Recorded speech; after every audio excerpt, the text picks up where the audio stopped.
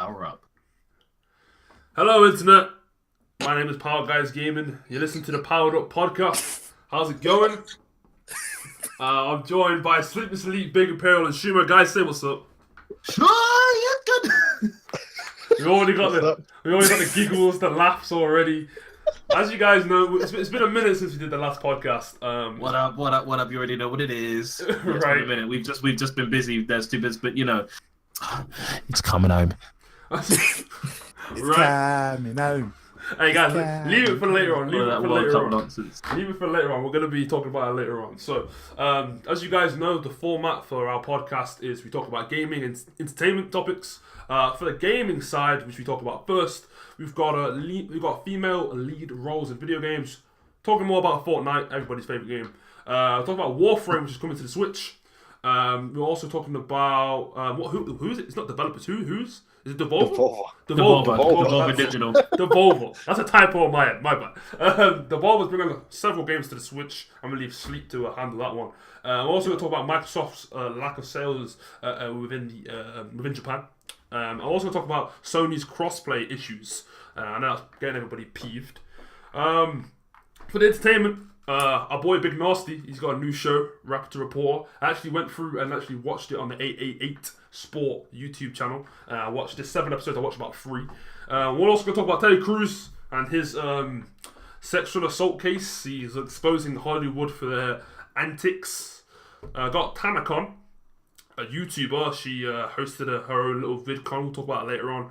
Drake posted a new Link Up TV song, which is trending #1 on YouTube. And obviously, your boy is coming home to talk about the World Cup because it's kind of impossible not to talk about this. So, right, let's start off with the female lead roles in video games. And recently, E3 was obviously just went by, and there was a few games that were getting females as lead roles, or at least a lot of female love and a lot of female attention. I saw Battlefield 5 was showcasing quite a bit to do with females. I think even their cover, their game cover, I think that's a female. Gears of War 5, that's got a lead character as a female. And basically, I just want to kind of say, like, are female lead roles, are they that important? Like, are they really are they that important, or are they just being used as a selling point to attract a further audience? I'm gonna go ahead and give it to Sleep. I'm gonna let you go first on this one, man. So I was gonna speak anyway. Right. Anyway, the question is: do you believe females having lead roles in video games are that important?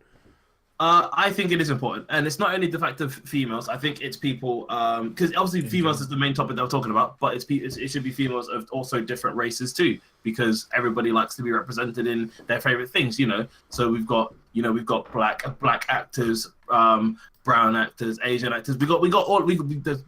Everybody likes to be represented when they can be represented. So for me, having a woman is not an issue. Like, with even some of the games where you don't have to be a woman, like where you get to make your own character, like things like Skyrim, Monster Hunter, yes, GTA, all of this stuff. Like, okay, minus GTA, I've got minus GTA and the Division. Monster Hunter, I have a female character, and it's not a case of anything like weird or anything. It's just whatever. For me, I just want to be a female character. Right, and you said you make your characters female characters. Has that been happening?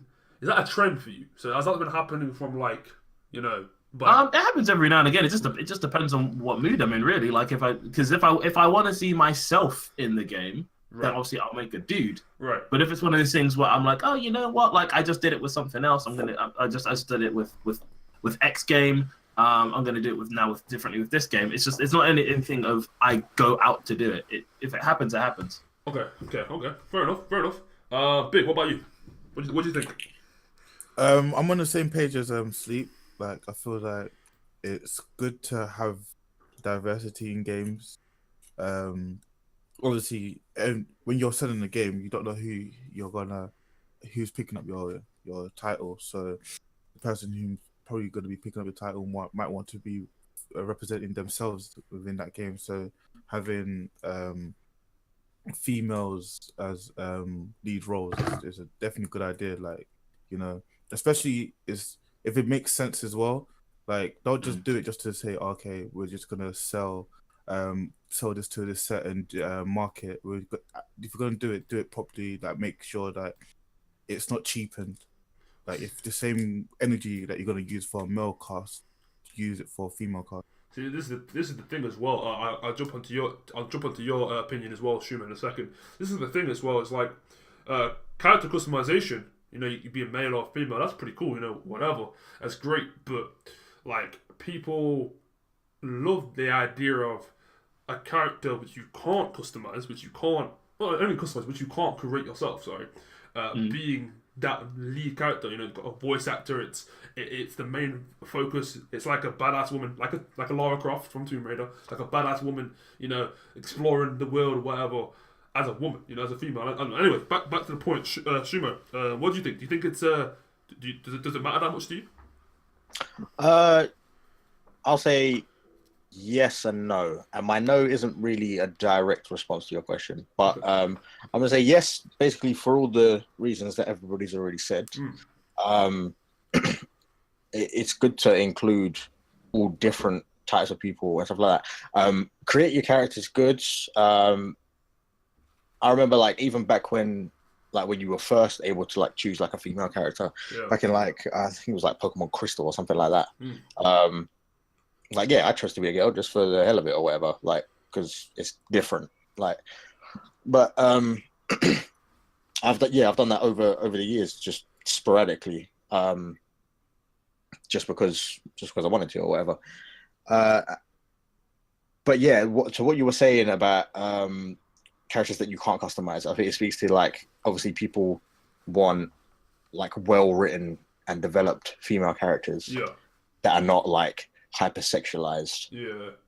And it's good, and it does work really effectively. Like, look at Naughty Dog. Like, when you look at like the Uncharted games, you've got like Nadine and Chloe and Elena and stuff like that. Their characters are written out really well. Like, Bayonetta is heavily sexualized, but it has agency to it. It's part of a like badassery kind of thing.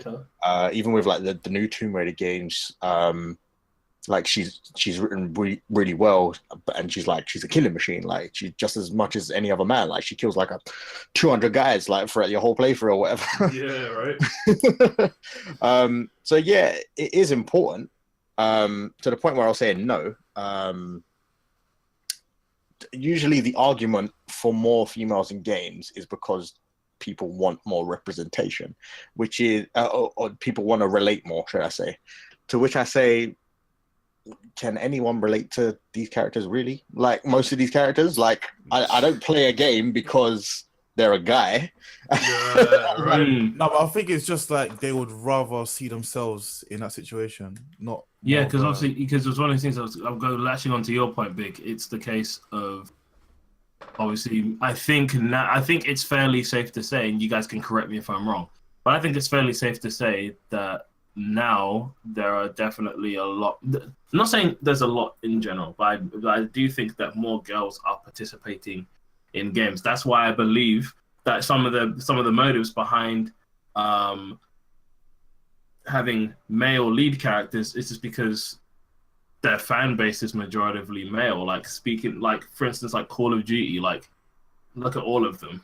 You're always, like, apart from like some of the new ones and the remastered ones where you can play as a girl, as a different character online, but the stories themselves, it's always been a male leader. So it's one of those things where, like, it's just catering to the market. But now obviously it's going to be more and more important because it's because it's becoming more prominent that girls are playing games. Right. I think that's a safe thing to say. I get that, yeah, but on the other hand, I've never sat there and been like, like, I am a Russian drug dealer gangster. Yeah. Like, this is who I identify with. Yeah. No, I'm not. Man's not Nico Bellic, innit? Like, you get barely any Asian people in games as like lead roles or whatever. It doesn't bother me, like, because that's not what I play games for. Like, yeah, if I'm gonna play a character, I want to play the character. If I'm gonna play a role-playing game, then sure, give me the option to make my own guy or whatever. I'll make him look goofier or make him look like me or whatever. Yeah, it's sort of like Mass Effect, where it can still tell the story exactly how it needs to be told, with what you want to be represented as, or what you would just like to play. Not even something as you just represent, like, because obviously it's, you know, for me, I don't play a game as a woman and I'm like, oh yeah, I'm a woman, got a puss, got titties. Like, it's not like that. I just feel like I just feel like playing a woman, playing as a chick. No, there's no logical reason behind it other than the fact of I want to, and that I don't think is a problem. I think it's a fairly okay thing to do if that's what I want to do. Same thing with a chick. Like, a chick can play as a dude. Like, I don't think people will be like, I'm not happy with this. Like you were saying, it's the fact that you're supposed to be into that character, and if that character just happens to be written as a guy, and if it's still well written, it shouldn't be a case of it should be looked down upon because it's a guy. Like, for instance, I'm trying to think of a. I don't know, like the Gears of War franchise, basically, apart from number 5, always played as, you know, either, well, most of the time you're playing as Marcus Phoenix. It's not a case of, it's just the fact of the story they just wrote it that way. I don't think it's a case of they were like, we're not making it a girl. Like, well, I don't think that's what went down in the meeting. Well, like, for me, like, it doesn't really matter that much to me, mainly because, very similar to Shumo's point, I just play the game because I want to get invested into the world, right? And I know the character is a good part of the world. And a lot of the time with games, they synchronize well with the world, right? So it is important for your character. My thing is, growing up, I played PlayStation 1, PlayStation 2, Xbox 360 onto the PS4 mainly now, right? That's kind of my, PC, whatever. But the games I played, story mode games, whatever, I never really was like, oh, I'm playing a lot of dudes. Like, it wasn't something that ever registered. Yeah, or it wasn't, or there was never a moment where I'm like, oh, that woman over there is, she's able to, or she's a badass killer, and she's a woman, and she's a badass killer. That's never really clocked really into my mind. It's just been like, that person over there is awesome. Whether it's a man, or whether it's a male or female, like, it doesn't really, never really kind of made me think about it. Like, oh, whoa, wait a minute, maybe there should be more. You know what I mean? Yeah, right? Yeah. Like, I think this is one of the things where this new mindset that society seems to have of, like, super duper ultra inclusion. Like, I don't think it's, and what we were saying about before, I was going to say, we don't want people to get offended when you say you don't care like that. It's just the fact of you don't think of it as an issue, and we're not saying it's the fact of, we're not trying to say that it's like we're happy that you're not being represented the way you want. It's just the fact of, for us, regardless of whether we play a dude or a chick, for us, it doesn't matter. Like, I think we're all pretty happy to play a game because the game is good, not whether the main character has a dick or not. Yeah, there are more pressing issues than if a character. Yeah, like gameplay or how the game looks or the story. The things that actually really make the game. Yeah, sure. You go, man. The thing that concerns me is just like when it becomes inclusion for inclusion's sake. Yeah. Like, fine, add as many female characters as you want, whatever, but just make them good characters. Like, make them nuanced, make them. I was saying before, This is what there's something like this in TV shows that I've been noticing a lot lately, and it's starting to really piss me off. Hey, Ghostbusters, that film, they remade Ghostbusters, right? I was angry, okay? I'm not even a big Ghostbusters fan. Oh my god. Right? I'm not misogyny. Right? Like, hear me out. I'm not even a big Ghostbusters fan. Right? Whatever. Right? But I watched... Who you gonna call? PGG. I watched the remake of it, and to me, it just wasn't any better, really. Like, to me, there was no need for them to remake it. They didn't do a good job. You know, when they remake something, you expect it to be better than the first time, or expect it to re-highlight, or, get that same feeling of the first time you watched the you want it to be, like, just as good. Yeah, the original, right? I didn't find... But with that film in particular, I don't think it would have, that feeling that you have of negativity towards it would have changed if it was 4 guys. I just think it was poor writing. But the point I was gonna go on to about the TV shows is that I was seeing a lot of, like, you'd have a lot of, like, gay people in TV shows and stuff, like, but there is a lot of these shows where it's just like they're just throwing it in there. I'm fine with it, like, if it makes sense for the story. So, like, if have you seen Ozark? Has Yes. everyone Yeah. seen Ozark? Don't know. So the FBI guy in that is gay, Yeah. and he sleeps with one of the rednecks or whatever to get closer undercover. Basically, Trash. it makes sense for his character. Yeah. Like he's a gay guy, he can use his sexuality to Homo charms. help him in his investigation or whatever. Right. Whereas in a lot of other these TV shows and stuff like that, I'm seeing Man's he's just gay for he's no just reason. gay, just to tick a box, basically. Right. Yeah, no, I get you on that, and that's what I don't want to happen in games. Like this is not female characters, but I play a lot of 2K, NBA 2K, right?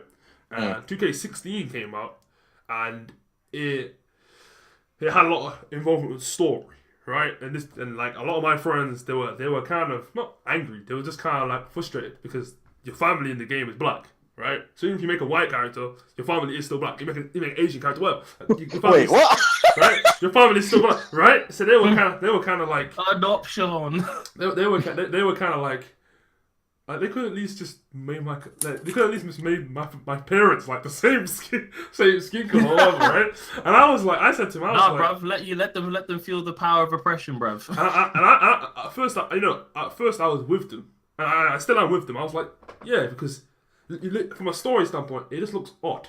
Like it just looks, it looks out of place. It looks kind of lazy. Hazy. No disrespect meant by that. It's just this looks a little bit kind of weird, right? But then at the same time, I started to think to myself, I was like, I'm surprised that's really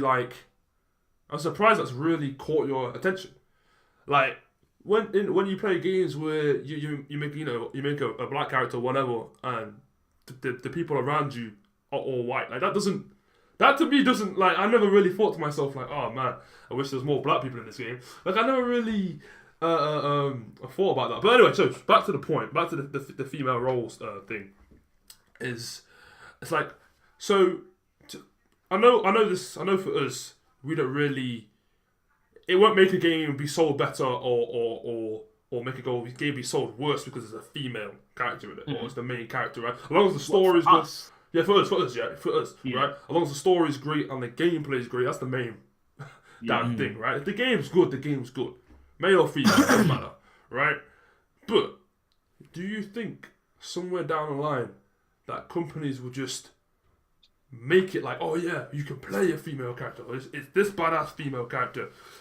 That's why you should buy the game. Do you think they'll ever use it as a selling point? Or do you think they have used it as a selling point so far? I don't think they're going to use it in the selling point in the way that you're sort of describing it. I think they'll use it as a selling point in the sense of it could push some game, like people who want to get into games with it, but feel like it's only a boyish thing to do.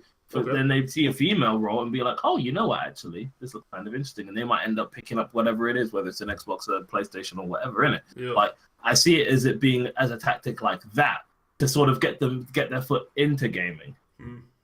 Yeah, I agree. I think it's like, so I do think it is used as a selling tactic, but more covertly. Because like at a base level, especially like younger girls and stuff will play a female character because they are female. Because it's always been a very male-dominated thing, like playing games. No, I don't think that's even the case though. I think it's just because they're, back to the same customization point we talked about earlier. I think it's just like what's closer to you. You know what I mean? Oh yeah, I'm not denying that. But think about like adverts for the things you see for Skyrim. Even in Skyrim, you can make a chick. Yeah. But do they ever show off a chick like that? Not really. In the advertising, like we've all seen the Skyrim advert, I believe. Like, you're not a Dover game. Yeah. Yeah, so like that's what I'm getting at. It's the fact of even in these multi-gender race games, they will still show we're not going to get into race, but we can go into gender. We can say that it's always a guy. True. For that type of game, like because that's what they showcase. So the people are like, oh, I can actually. So a girl might end up picking up and be like, oh, stuff, I can actually make a chick. So it's like, here's a new point then. Now you said that. Here's a new point then. Do you believe that's because the gaming industry is dominated by males? Do you think that's the case? So, like, for example, Yeah. right? Well, it's been dominated by men. Right. Yeah, Yeah. go on. No, it's not a case of whether it is or isn't. It's a case of he's asking whether because we understand that it already is. He's asking because of that. Is that why everybody's making dudes? So let me give you an example, right? Go on. I don't believe that because you're not a woman, you can't create a character for a woman. I don't think that's correct. I think that's incorrect if anyone wants to ever say that. But my point is, my thing is, for example, it's better if you have to make a female character. Wouldn't it be better to have some female input, right? If you're not a female. So my thing is because there's so many, because obviously the game development industry, whatever, games industry, whatever, is dominated by so many men. Do they just take a more, not safer route, but because they know what it is to be a man, what it is to be a guy, what it is to be a whatever, they think they just make those characters based on that? I don't think that's an option, so to speak. I think it's usually just what they just might, these companies might have already just done stuff like that. So for them, it would just make sense. I don't think it's a case of something where it's that deeply thought into, if that makes sense. Yeah, okay. I think it's just something that they just do, and that's it. I don't think it's a case of they've gone, oh, we're not going to put women into it because whatever. Like, I don't think the games industry thinks like that. I think, to be fair, they probably might want to do more women, but it might be a case of the people might find it weird.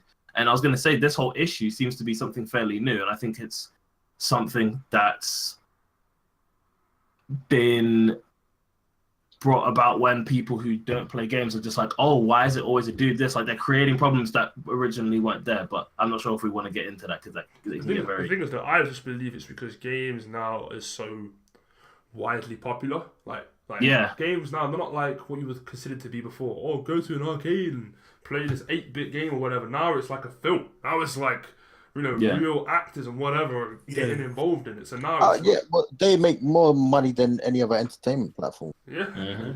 Would you believe that? Gaming. bang bang. But it's been like that for like a long time. Yeah, I think they make more than music and film combined. And books. But yeah, it was just like there's always been this stigma with it. And it's very, very slowly starting to wear away to the point where everyone's like, oh, like gaming is actually a real thing or whatever. Yeah. So like even like God of War, he thought the script. So the guy who plays Kratos is he was an actor on Stargate. He was like the big black dude with the weird gold thing in the middle of his head.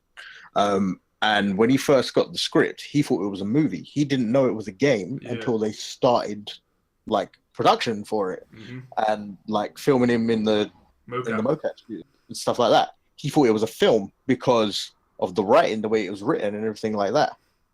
And he was even saying like, had he known it was a game, he may have looked at it differently. Wow. So big up God of War, though, man. Big up God of War. Did you hear that? That was a light dusting of salt. Oh man. that sodium chloride is strength. All you powered up podcast listeners. Big has unfortunately lost his save. Fuck that bitch! Unfortunately, lost his save on God of War and now has to start again. I think lost is a very loose word. I'm not trying to expose nobody. I'm not trying to say any names. Right. Say her name, cuz. It's kind of funny how we're talking about female lead roles. Yeah, we're talking about female lead roles, and it's a female that's just like the biggest enemy of progress. Literally.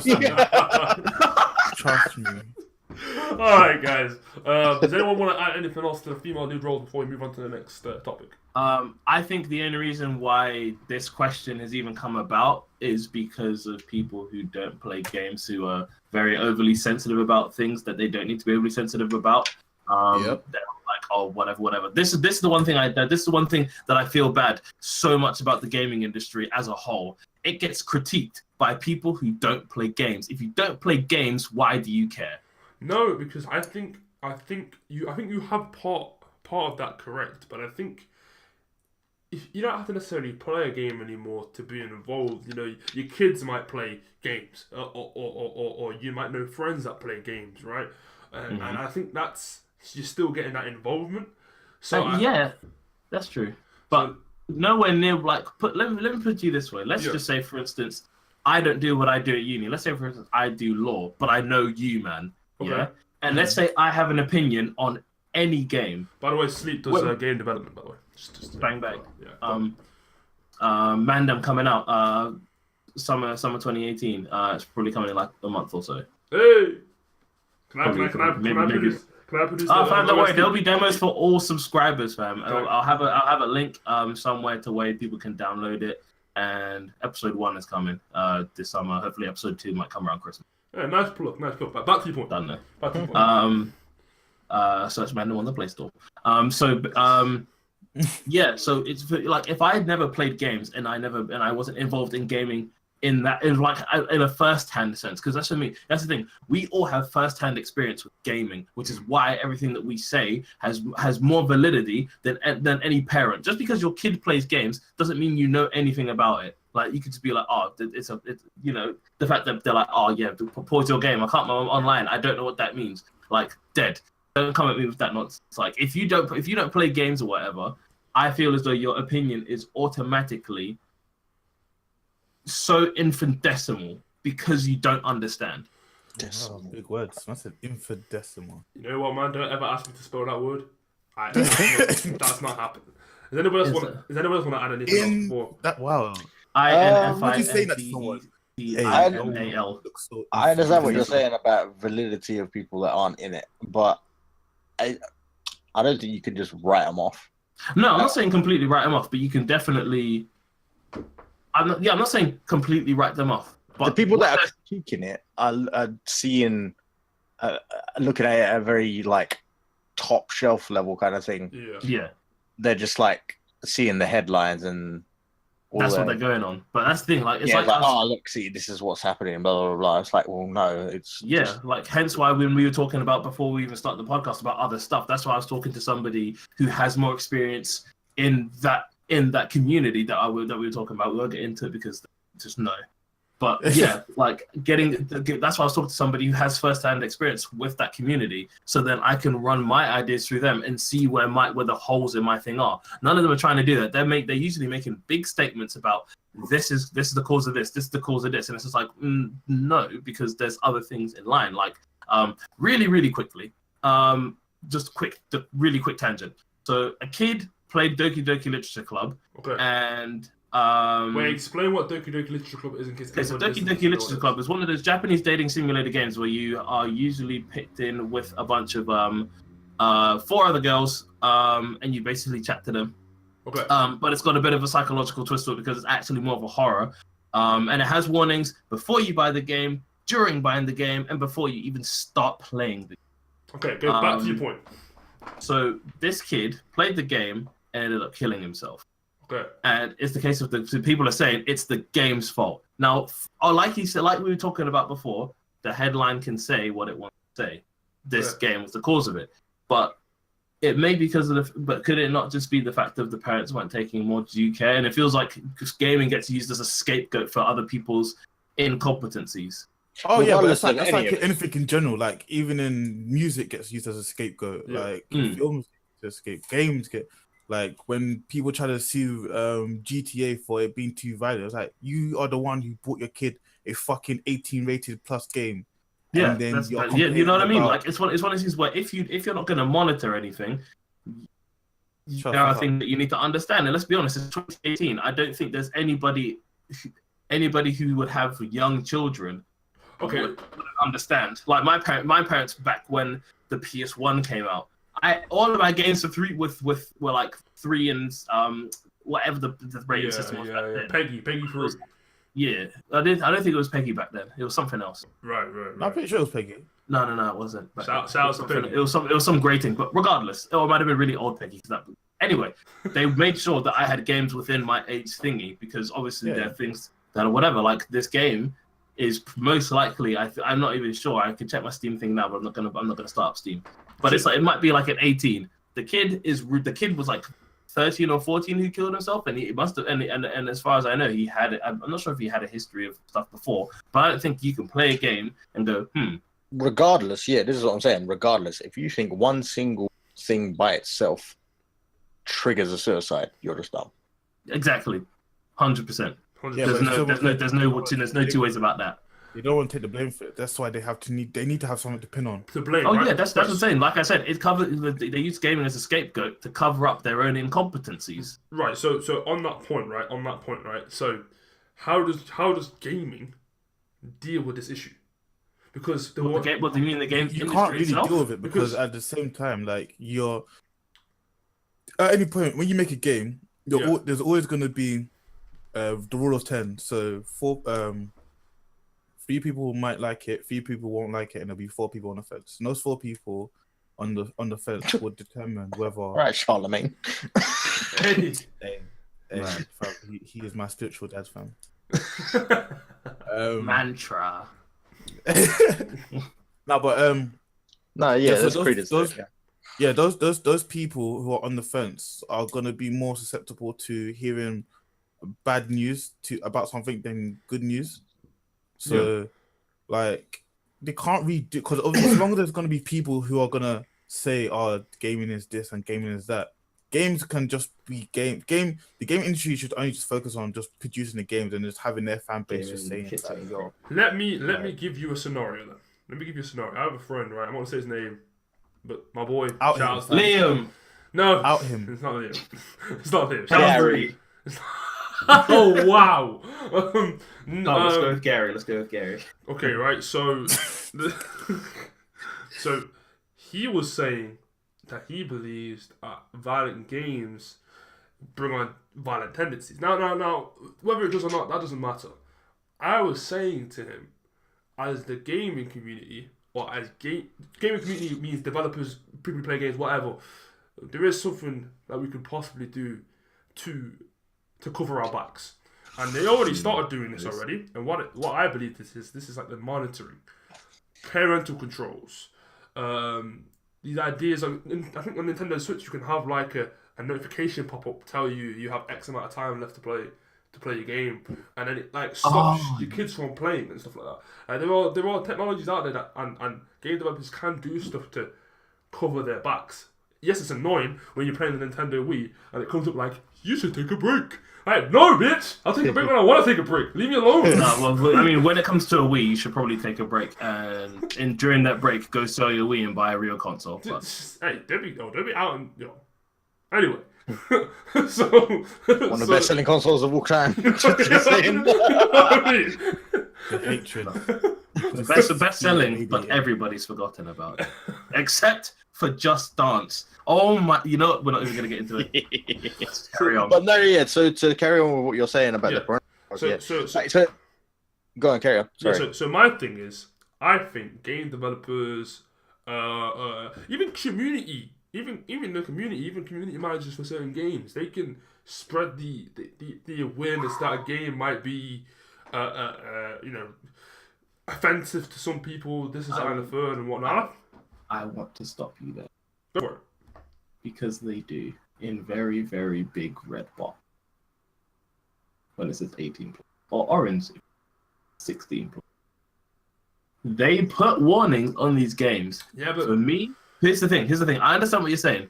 There should the game community, which is basically people games, whatever, could put more out. But when they've done, let's be honest, without them creating a giant banner across something, like across the game, they're saying like, hey, like if they could bring everything that's on the back round to the front instead. So like saying, oh, drug use, blah, blah, blah, on the front, people might take more notice of it. But this has been a thing that they've always done. Everything in a game is on the back. So do you? For me, the gaming community has done its job. If people don't want to listen and deal with the consequences, for me personally. So you feel like the rating system is enough and that's it. So you feel like the rating system doesn't matter really. Yeah, because the thing is, you can still pick up the game. Like it's on the discretion of how the game gets picked up. Because this is what I'm getting at. Because I don't think there's any. Sorry, go on. No, I was going to say if the child wants to pick up the game, but via other means, it's like via a parent. How okay, you see, okay, this is going to be a bit of a tangent, but you see, okay, when you insert porn, yeah, It always tell you before you Pardon? click the website. What? You must Wait, say what? internet porn. Internet porn. You must be 18 or up. To Oh, watch this, to be on internet. his website. Man, I thought you said Insta for starters, and then I thought you said incest, and I was like, where is this going? Dude, Wow. I thought you said insect. That's what I thought you said I also thought. I thought you said insert. I was like, what the? You know what? What No, the? you don't have lost. You don't have lost it. Nah, bruv. The only thing that's lost is your ability to speak the English language clearly and concisely, bruv. Well, y'all can understand me Listen, now. we just got some quadruple entendre from you. Don't ask me how. Right, continue your point about I'll say is that internet porn. yeah. Yeah. Not incest porn, not insect or insert. Insert. You're saying two syllables. Are you saying internet? Internet, yes, internet. It's 3 syllables, bro. I said internet. Right, I've go been on. star, I've been saying internet. Continue. Okay. Let's just say porn on Chrome in it, because then we don't. Ain't nobody using Edge. Incognito mode. Ain't no one using Bing. Because it's not Yeah, Google. so Right, they have the whole rating system on there. It even tells you, gives you a prompt. Before you enter this website, you must be over the ages of 18. Are you sure you're 18? Obviously, Are you sure? obviously, if you're not 18 or whatever, you're still gonna click it. Like, it's a given. Yeah. But that's the thing. That's where shops come in, because shops won't sell a game to somebody who they think is under the age. Now, when you then take that into account, that's what the community is doing, because the community goes to it's basically from shops backwards. So not from and when I say backwards, I mean like, because obviously it's from the shop it then goes forward. I'm saying from the shop it goes forward to the customer. After that point, after the game's been bought, the games industry is not responsible, because at every stop before somebody picks up the game, they can see in the corner of the thing 12 or whatever it is. They can see the age rating, and everybody knows that on the back of a game it says exactly what is in the game, so you know exactly what you're going to be exposed to. I get your point. Yes. So for me, the industry or the community, more to speak, has done all it can do, apart from what actually monitoring who's actually playing the game on the console through whatever, and then shutting the console down when it realizes that it's a 5-year-old playing GTA or some type of nonsense like that. Like, for me, that it's dumb that anybody comes to gaming or whatever, because we try and stop you. If you decide to buy the game for your kid and your kid deads themselves off for it, I'm not gonna lie, and I'm not trying to be funny. It's your fault. It's your fault, bruv. Like, what more can I say? All right. Huh? Whatever. Right, All right. Hold on. Pitch it. You man are bare weird.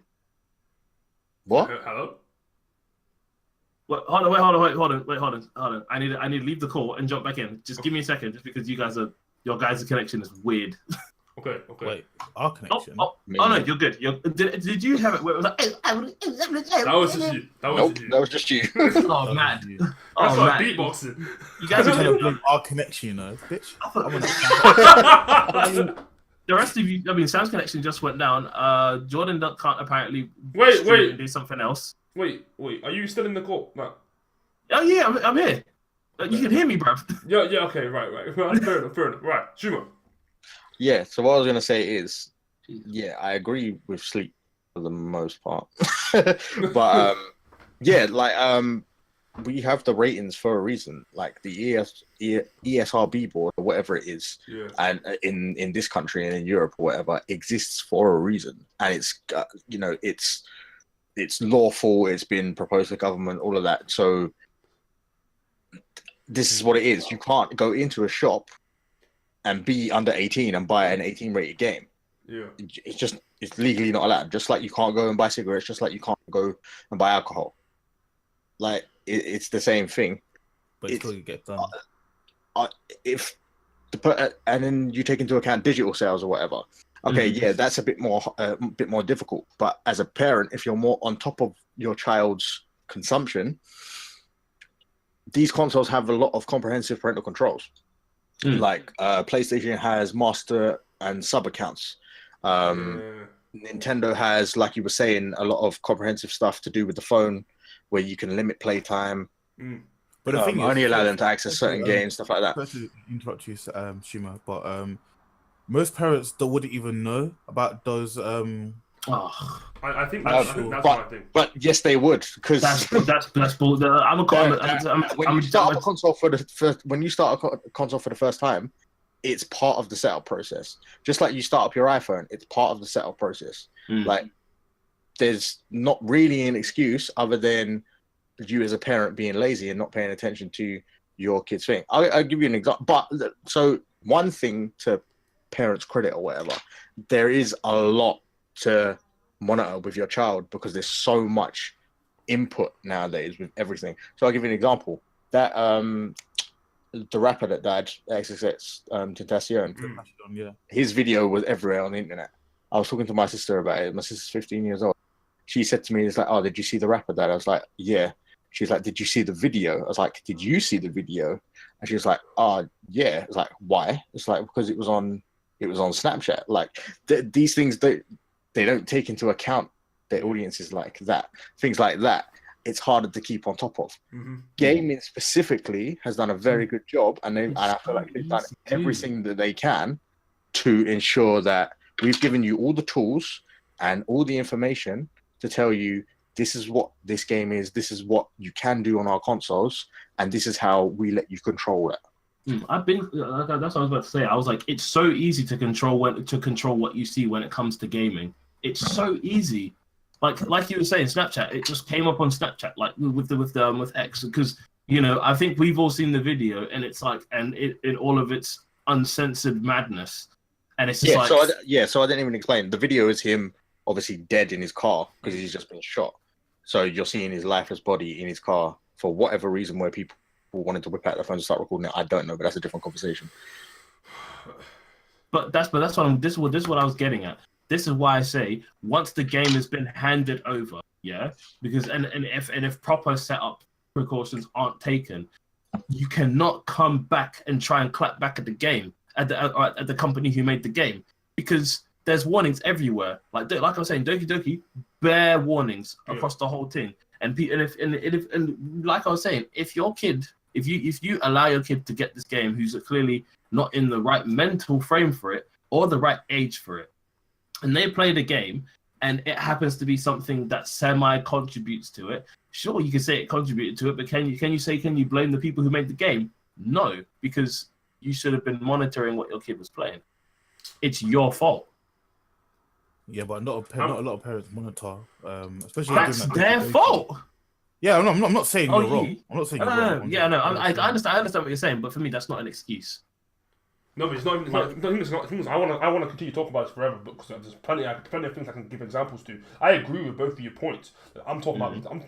I'm gonna close it off by saying the reality of the situation is what Big is saying. Parents don't. That's it. That's facts. That's it. That's hands down. They don't. Go on. Sorry. So you have plenty of tools and whatnot, but the reality of the sad reality of it is they don't. Like, that's pretty much it. Like, that's saying that they don't have the right tools, or the fact they're not using. They don't use the tools. Right. Yeah, but your original question was, what can gaming do to correct this? Yeah. Gaming doesn't have to do anything, in my opinion, because they've done everything they can. The accountability is on equal part with the audience. Right. And the people who are allowing it to fall into their kids' hands. Like I was saying, just because it's like how can you get in? Let's say you get into a car accident, real bad one. You lick yourself out the windscreen because you weren't wearing your seatbelt. That's like trying to then blame the car company for their windscreen not saving you. Like, it's not supposed to work like that. You're supposed to buckle yourself in.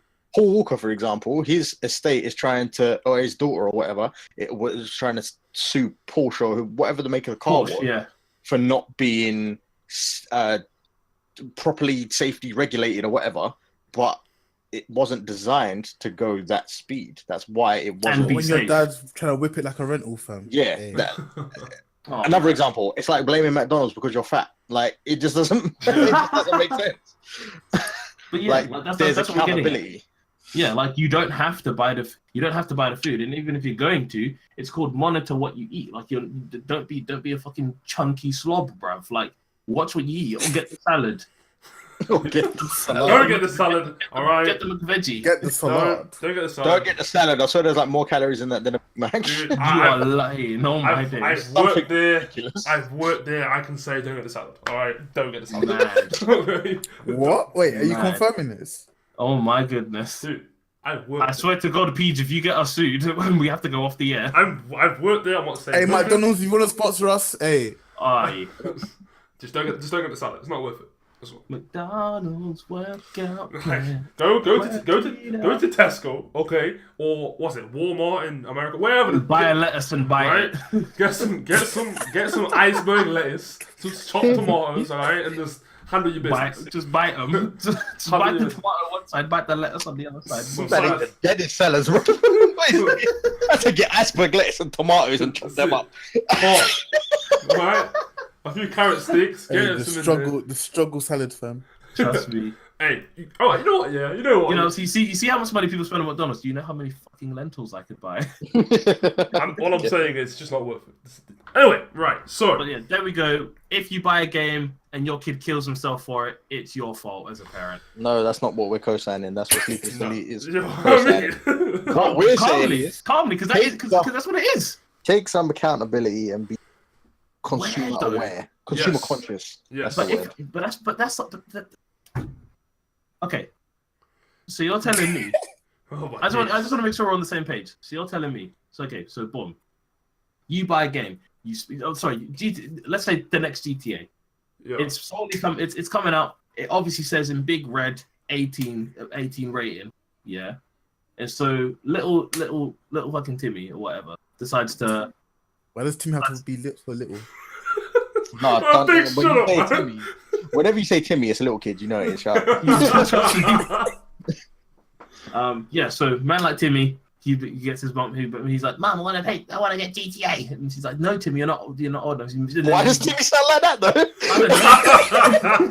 And so he forces his mom to end up buying him the game, yeah? And so he buys the game. And then for some reason, his dad is a gun enthusiast. He gets a gun, and then he's messing around with the gun or whatever, like whatever the next character was. I don't know, flipping Jeff, bruv. Yeah? Okay, right.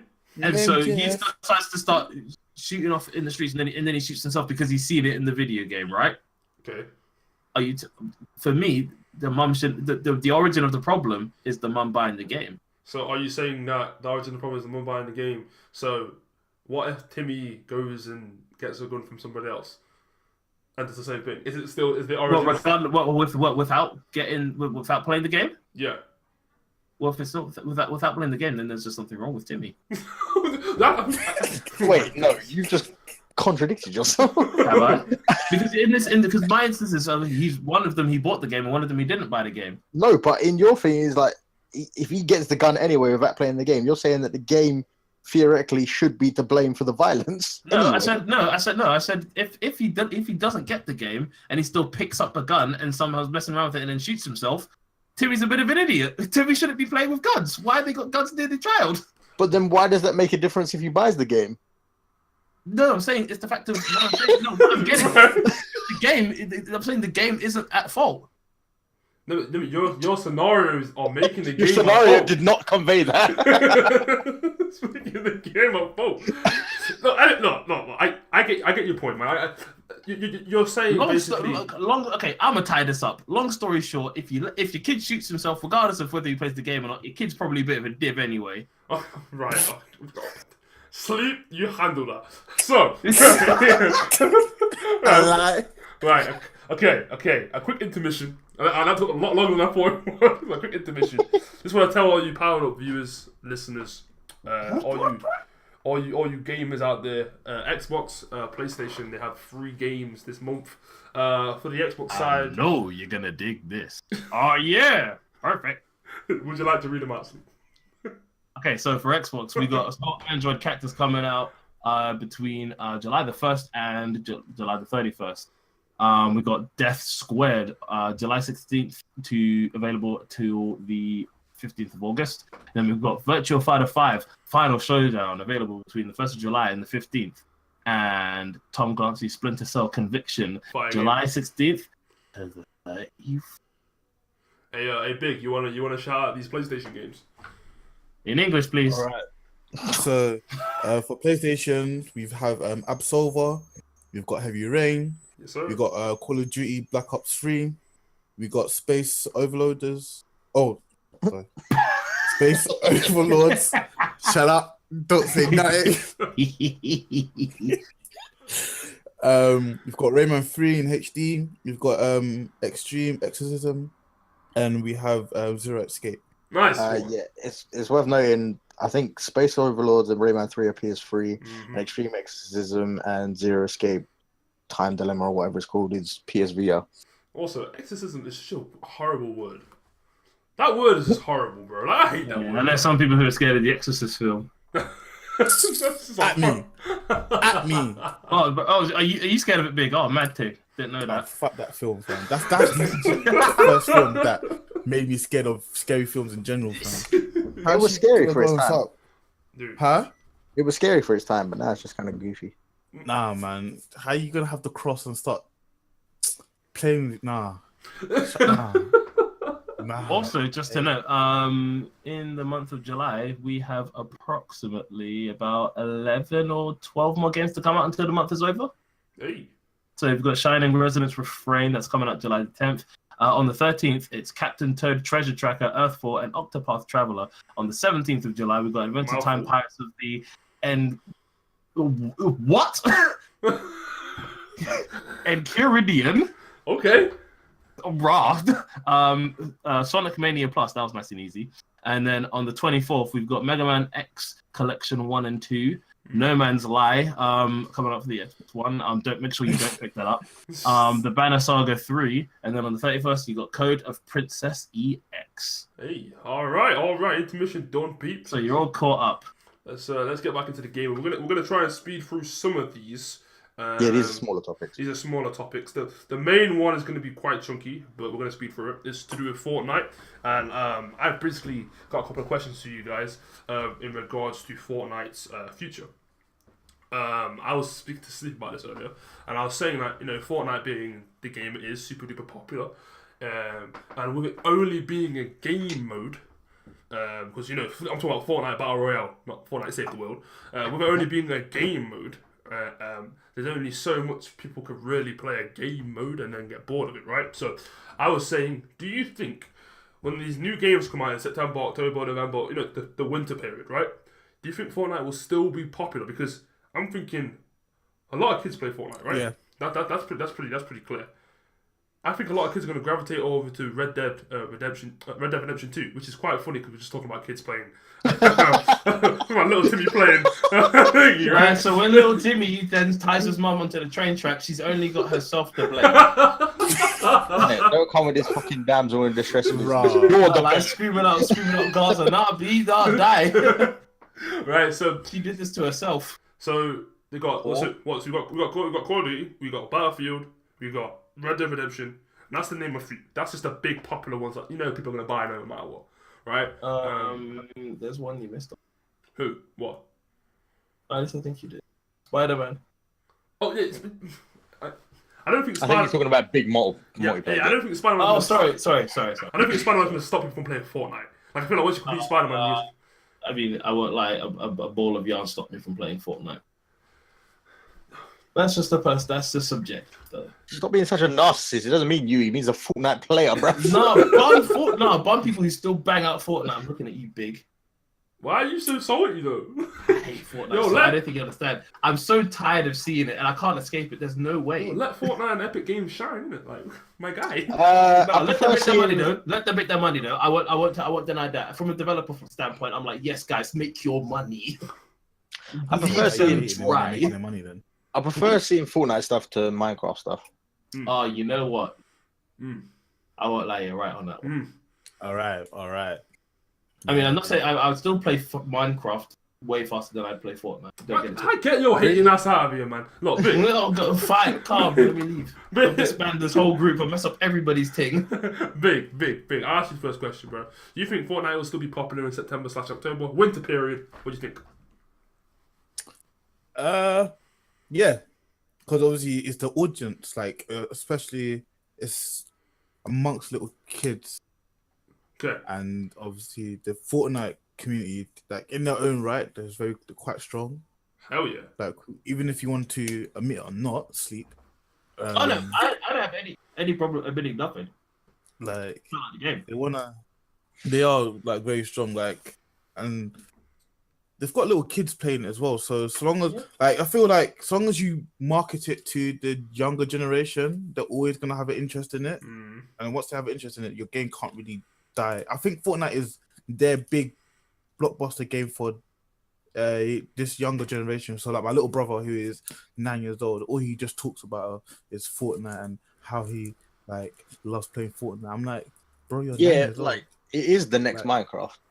Yeah, it is there like In big terms of things. cultural impact. I don't think anything drastically would change when it comes to like Fortnite in the later months or anything like that. As long as they keep putting out content, as long as you've got YouTubers playing it, and as long as they've like the thing about Fortnite, I actually quite like they update the game very regularly. That's what like, me and Peach were talking about. So the thing is, what's crazy to me is it's a game mode.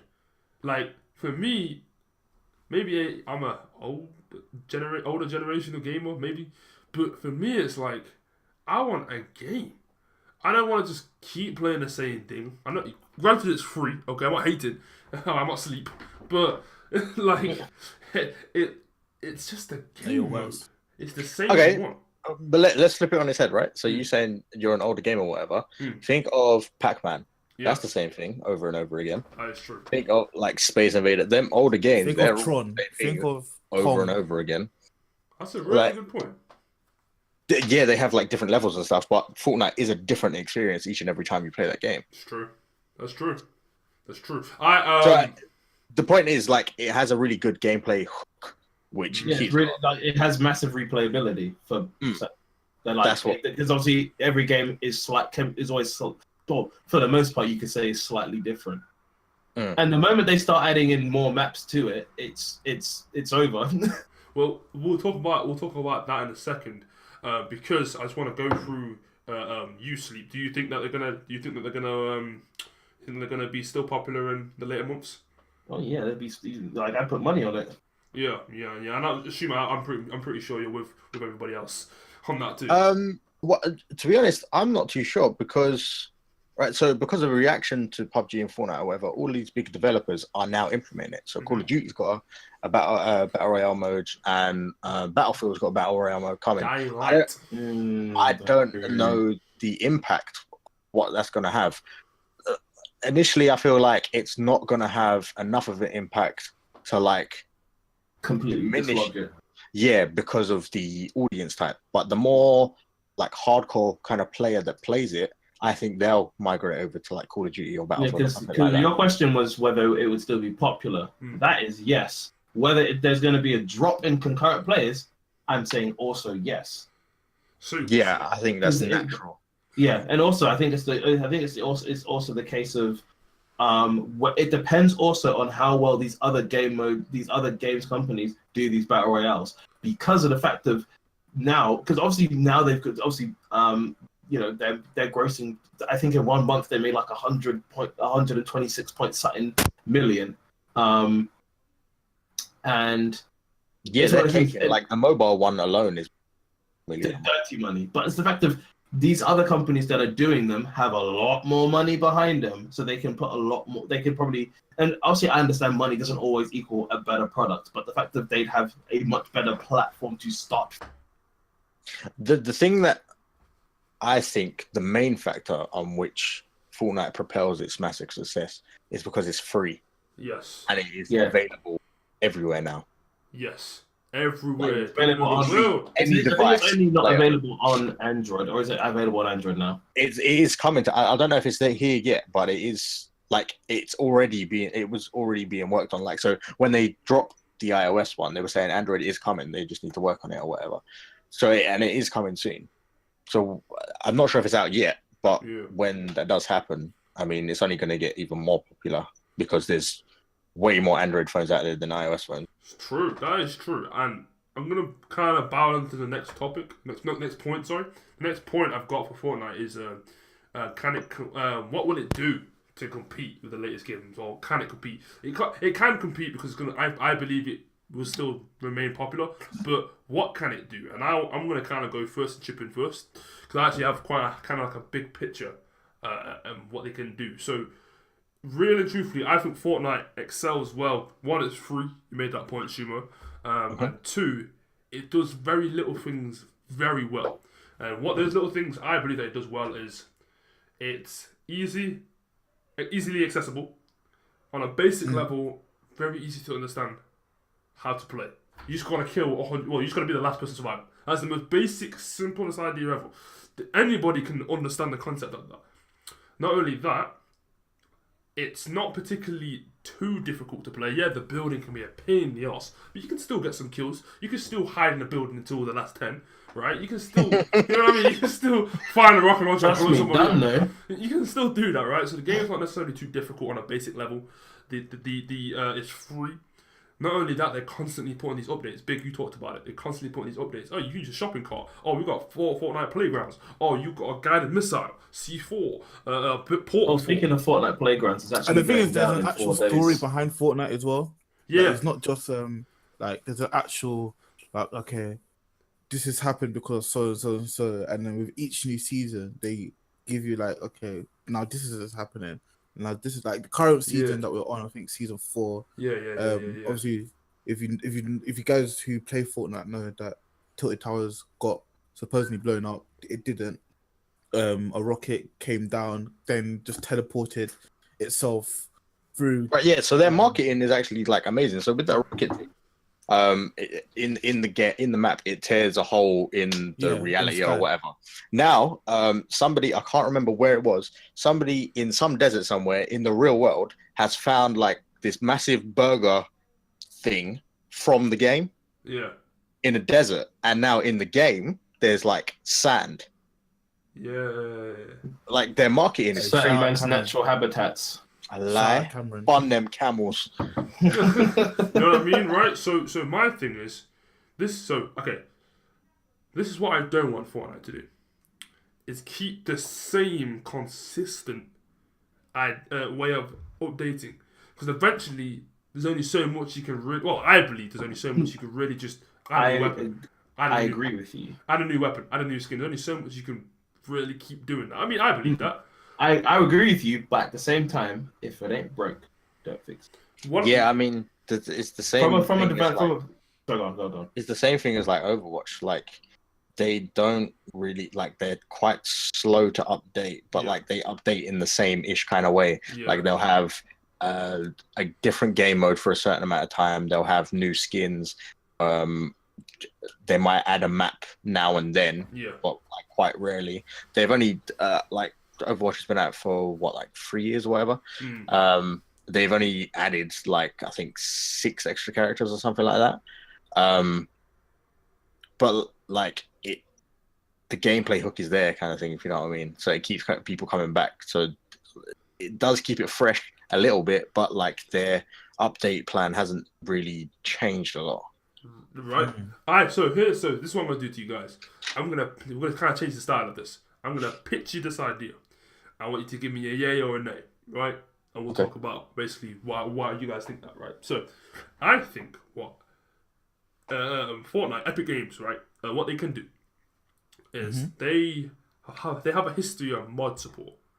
By that, Unreal Tournament is a big Epic Games game, right?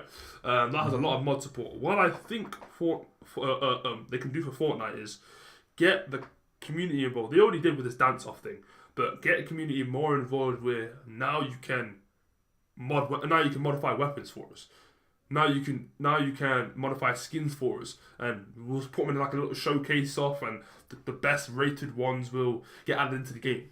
CS:GO did that. I can't remember the other game that I was playing of recent did that, but get these people involved. Where so how can we modify stuff for you? Oh, all you have to do is download the Epic Games launcher and join our mailing list.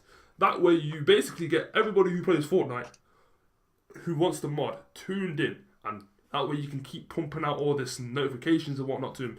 Because I feel like you got them on your mailing list, you get them to use your launcher, you get them to create stuff for the game for you, or at least help you with it. Sorry, that's like 3 major awesome things to like get your marketing and whatever else going. Also, it's pretty awesome because people are like, oh my god, have you seen I created this skin, they got into the game, or I helped this person out with the skin. Look how happy people were to do those dancing videos just to get what Orange Justice and whatever other stupid dances and whatnot was in the game, right?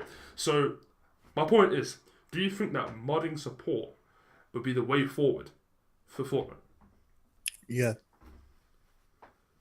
100%. 100%. I feel like if it's kind of like giving back to the community. So it's like, okay, we're playing a game and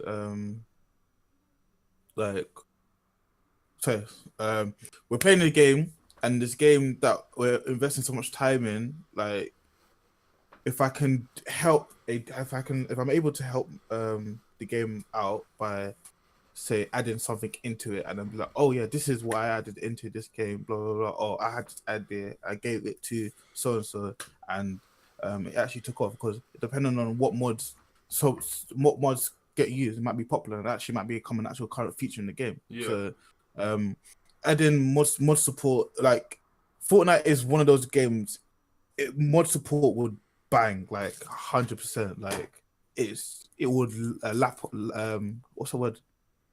off the success of having mod support. Obviously, to a certain extent, though, to if as long as it's controlled, mod support where GTA, you know, you're walking down the street and you get bent over and you're taken by some any don, but hey, you know.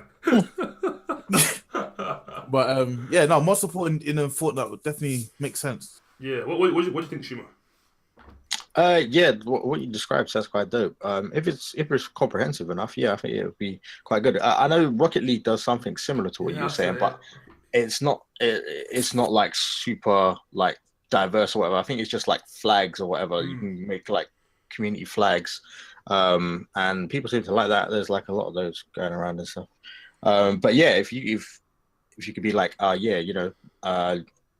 get like this modified weapon or whatever that you've made, we'll pick the top ones and we'll put them in the game and blah blah blah. That'd be dope. Good like consumer engagement. Yeah, because it's like if you played Fortnite recently, I mean, it's probably in there for a while now. I only just started playing season 4, and they've got like the concept art when you're loading in the game. Like, you can see how like the character's built or how the gun's built, and then you can actually, if you go down the leveling up tree, I forgot what it's called. If you go down the leveling up like tree, you can actually unlock different concept arts to see, you know, how like, you know, the game's made. And like, even though when I play games, I don't necessarily go to the theater mode, or I don't necessarily go to like, the gallery mode. I normally just go to play online or play the single player or whatever. But there are still a lot of people that go out there, use photo mode and stuff like that. Like, I feel like that whole community involvement would be really, really good. What do you think, Sleep? Yeah, it'll be fine. You guys have basically said all the points. I don't think there's anything I could really add on to it. I think that's with most games, though. To be honest, like, it's, if you start getting the community involved, they're going to appreciate it more, because then it's a case of you're going to them like, hey, we value you. We value you guys so much that we want you guys part way in the game somehow. Okay, well, how about this then? A slight variation on the question.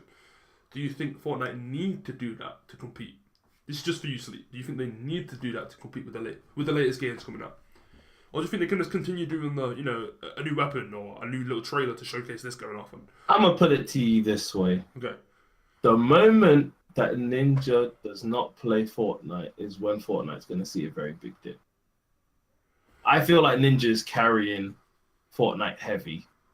I don't think he's carrying Fortnite heavy. Sorry, I don't think. He's just one of the mainstream Fortnite players. I don't think the mainstream Fortnite player. No, I don't agree with that at all. I don't. Not that he's not the main guy for the thing that like. Well, the fact that if he stopped playing, other people wouldn't. Yeah, Yeah, I There's don't so know. many of them. Yeah. Sleep. There's just so many of them. I don't know. They just had didn't they just have like a 50-on-50 with celebrities? There's so many. I'm pretty sure they just had a 50-on-50 Fortnite game where like there's like with like one gamer, one Twitch streamer or YouTuber, one celebrity, one Twitch streamer, YouTuber, one celebrity. Like there's so many Fortnite streamers, content creators, whatever. Like now, I feel like if Ninja goes, Like I feel like if it was a case of he was like, yeah, I'm not playing Fortnite anymore. Like I'm done with the game. yeah. I'm sure I definitely. I'm not saying. I'm not trying to say the game would fall into disarray. Like I think that's where you guys are getting confused with what I'm saying. I'm not saying it's going to fall into disarray, Okay. but it will definitely see a drop of some sort. Yeah, it's like that's obvious. It's like you say if Chris Smooth was to stop Wait, playing yeah, 2K, but that's like of that's course, with anything. you know what I mean, right? Yeah, that's pretty much with everything. But I don't think you make a good point. Ninja, But the question you're asking obviously is not that. But I'm sure I don't think he it needs to do anything. I'm sure if he stopped, he'd lose some audience as well. Oh yeah, Yeah. 100%. Did you guys Because people are just like, hey, you're the Fortnite guy. Did you guys know that Ninja actually played Halo for like 8 years?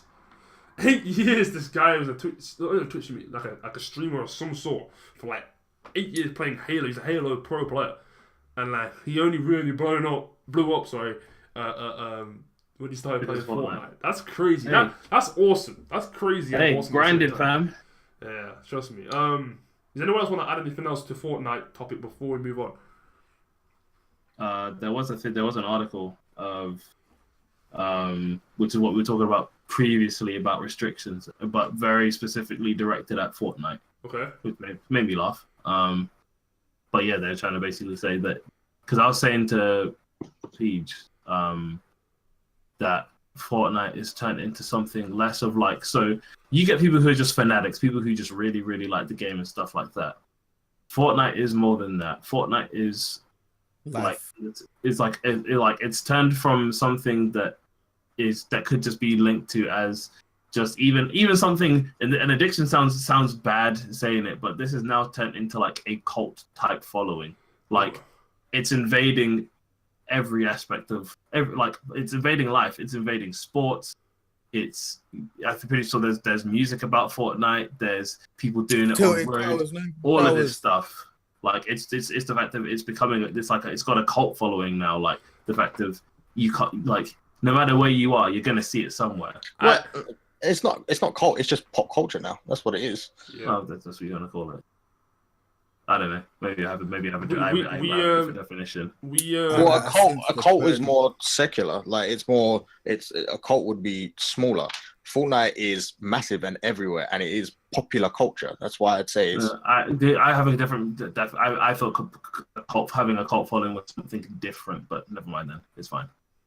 No, it's like, but it is it's definitely something that people are very obsessed with. And you could, like, no matter where you are, you can't escape it. Like even in things like actual like dance shows, like when they're like what is it, World of Dance and other things like that. Like you're seeing Fortnite dances, and it's like. For me, there's a point where it just kind of it's just like I want to just add a little bit to that, and I also want to kind of bounce at you and talk about your hatred towards the game, because I feel like I want to understand why you hate it so much. So to put good comparison to it is World of Warcraft. You know that period of time where World of Warcraft was like seen by all these people that didn't understand it as like, oh, you play Warcraft? You might not get this job if you play Warcraft. It got to that point where it's like that bad. Like people were like, "Oh, Warcraft will ruin your life." Like, I don't know if Fortnite is there yet, but I do definitely understand what you mean by it's everywhere. Like it is definitely everywhere. Like there's no escaping it. Like, but anyway, so my thing is, I don't understand this. You have 2 minutes. What is got you so frustrated about Fortnite? Is it the game or is it the following? I mean, it's a mixture of both. I'm tired of seeing people posting up literally victories and whatever. Like it's like, okay, like I don't have anything against it. Like, cool, you won a game. I don't need to see it. Like, realistically, like, who gives a shit? All right, go on. You said I have 2 minutes, bruv. Yeah, go on. Sorry. You right. My bad. You right. Shut down. But yeah, like for me, like you said before, it's a game mode, not a game. So I don't class it as a game. Like it's one thing, and it's like playing Call of Duty, but only ever playing free for all. I don't understand how it has substance. It's something that got very old very fast, and it's not a case of whether I win a lot or whatever. It's not even a case of that. Like, I didn't play the game long enough to want to get good at it because I was like, I'm already bored of it. It's too same. For me, it's too samey. It like for some people it works, which is fine. For me, it doesn't, and that's practically all it is. Like it's one of those things where it's just like I don't want to be automatically assumed that I must bang Fortnite because I play bare games. I'm just like, no, I play bare games. I don't play bare Fortnite. Like I'm. So are you the same? Are you the same with other games such as FIFA, Call of Duty? What's the other popular one? Like really popular game? Oh god, because FIFA and Call of Duty, those a period of time. If you were a gamer, you were only considered to be playing those games. Like really, truthfully, like if you didn't play those games, then you were just like FIFA. I got very. I don't dislike FIFA more than Fortnite. Typically I don't really dislike FIFA. It's just something that just doesn't appeal to me. But But it sounds like that's the same case with this. Yeah. No, it just doesn't appeal to you. Oh no! It's the fact of I dislike it because I don't understand. For me, I don't understand the mindset behind why. Because at least with FIFA, there's more to do. Don't get me wrong. In concept, it's just. But with Fortnite, it is literally the same thing. It is on FIFA too. If you're gonna simplify it so much, it is on FIFA too. Sorry, you dropped that for a second. But no, because you can take a much more football manager route and kind of just not play. But then you can play as one person on it. Like it's not the same thing because one of them is a battle royale free for all team. Well, actually, to be fair, it has different. I suppose it has the game modes and whatever. FIFA is a much more polished product. Like there's more to do than just one thing. Okay, one last question then. So, but that's also why I haven't got into Call of Duty because Call of Duty started getting very samey with me. So, the only reason why I got Modern Warfare remastered was because, technically Infinite Warfare is because I wanted the remaster because that was going back to a different time of when that was a peak. So that's a real question on the topic, and then we'll move on because I'm not trying to stand this all night. But so is it just Fortnite or is it battle royale game modes? Period. So is it a PUBG? Is it the Colin? Is it the DayZ mod? They all had their battle royale game modes too. Like is Call of Duty Blackout going to get you? Is Call of Duty Blackout a game you're not looking forward to? Is game mode? Sorry, not looking forward. I'm not looking forward to. Dying Light. I'm not really looking forward to any battle royale games. Cool. Game modes in Battle general. royale in general. That's cool. All right, cool. We're gonna move on. I want to talk about Nintendo Switch stuff. I'm gonna leave this to Sleep and Shumo because big. I know you guys. I know you don't play Switch. I don't play Switch either. I'm still waiting for someone to be like, "Hey, yo, Powell guy, like this is what the Switch is all about." And I'm still waiting for that one guy to tell me and show me what it can do. But anyway, we've got Warframe coming to the Switch. We've got plenty of other games coming to the Switch too. First question really is Warframe coming to the Switch. Obviously, I played Warframe before, both on the PC, the PS4, and not much is really different. PC's a bit further ahead, but whatever. Now it's coming to the Switch. The main thing for Warframe is it's online. Like I think even to play a single player mission, you must log in. You know what I mean? Like you must connect to the server. With the Switch, I know not everybody plays it like this, but with the Switch, I was under the impression that it's very mobile based. You go everywhere you want to go. Can you even play it? Would it even, if you don't have the Wi-Fi connection, or you can do 4G on the Switch, can't you? No, not natively. So, what you can do is, and I've tried that a few times. You can mobile hotspot. Yeah. And you can connect to that and play online via that way if you're playing in handheld mode. So basically, the way the Switch is set up, you've got your dock and you've got obviously your tablet. When it's in the dock, you're probably at home or somewhere. you can connect to a Wi-Fi connection. That's fine. When you're on the go, you can mobile hotspot it. I was doing that with Fortnite. So Fortnite came out on the Switch during E3. And it was quite a big deal for Switch users. I think it got like 3 million downloads the day of release, or something like that. And yeah, I over since the last podcast, I've been playing quite a bit of Fortnite on the Switch, mainly in like handheld mode, because it's a cool, it's a good kind of like, I don't want to say time waster, but it's a good like small game to play to keep yourself kind of entertained. That's what Fortnite excels at, man. Yeah, and it works best. It doesn't work best on the Switch.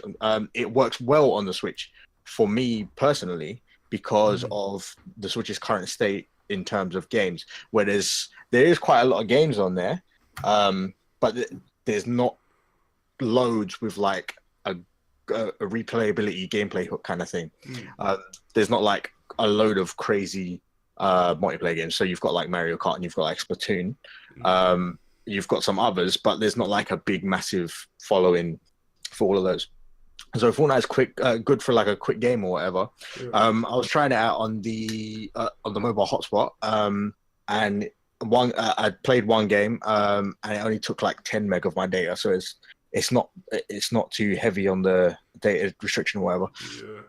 So in terms of Warframe, I think it can work. Go on. No, go on, carry on. Did you feel that when you hotspotted it, it slowed down the game, or was it able to run smoothly? No, I didn't find any like lag or anything like that. Only like just like the regular lag with Fortnite on the Switch, and I think I played it on the Xbox as well. Some of it is a bit laggy at times. But yeah, it was seamless through 4G because my 4G in particular is pretty fast anyway. So yeah, it works fine. It works good. So Warframe in particular, I feel like it can work quite well on the Switch. Again, it's free. So a lot of people will should get into it. In terms, what will kind of make or break it is how well it actually works, like in handheld mode, I reckon. Because I know a large majority of Switch players, or I say a majority of Switch players kind of just play it handheld mode. Yeah. Me, I kind of do it like 50-50. Like if I'm on the go or I just want to just play it in my hands or whatever, I'll use handheld mode. If I'm at home, I'll usually use dock mode. Or if I'm playing like a bigger game, like a Mario game or something like that, then I'll put it in the dock. But yeah, I don't see why Warframe won't work on it. It'll just be another outlet for it. I think it's a positive thing for the game. Should get more people in, and it's a pretty fun game. I'm pretty sure people will like it. What do you think, Sleep? You played Warframe before, haven't you? Yeah. Did you get far? No. Because when I played, I played. Is it Excalibur? Yeah. The main guy I played on the PC. I played it like not when it first came out, but pretty early, right? So there wasn't many.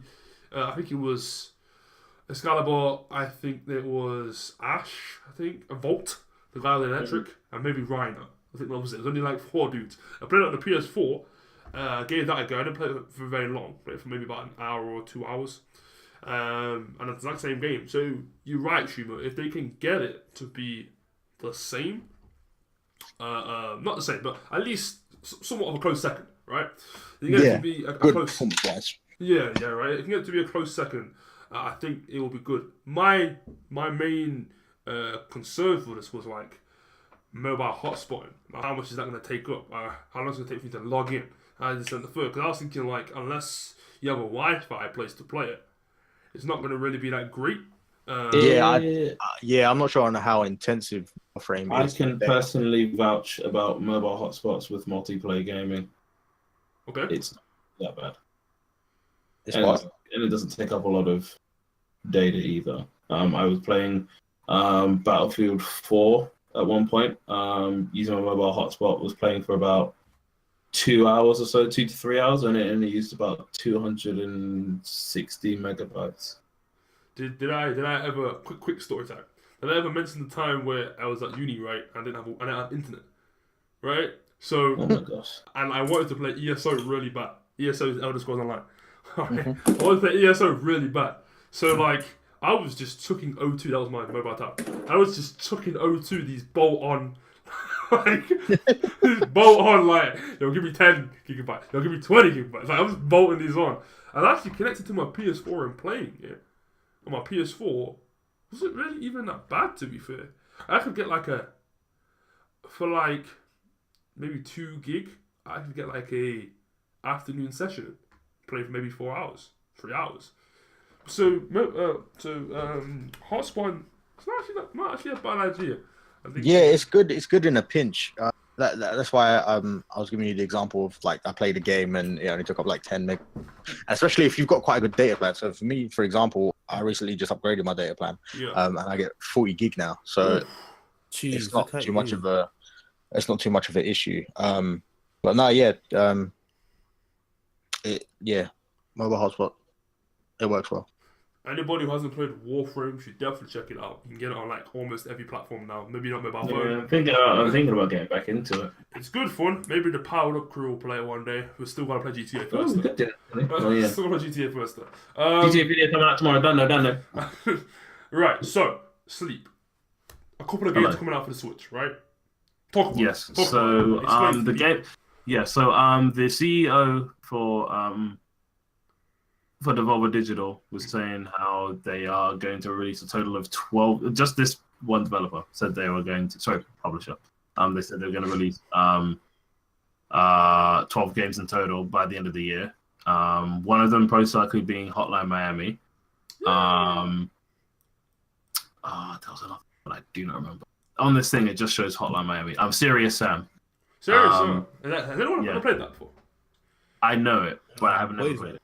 Serious Sam is like it's like a Duke Nukem. Yeah, that's it. A Duke Nukem. So it's not quite Doom, and it's not quite Quake, but there's a load of aliens you want to kill and shoot and blow up. Right? It's like a bullet hell, bullet storm kind of game. Yeah, there's like loads of ridiculous weapons and stuff like that. Awesome. So it's a bunch of previously released titles, new games, and unannounced projects also. Ooh. So there's a lot of mystery behind it.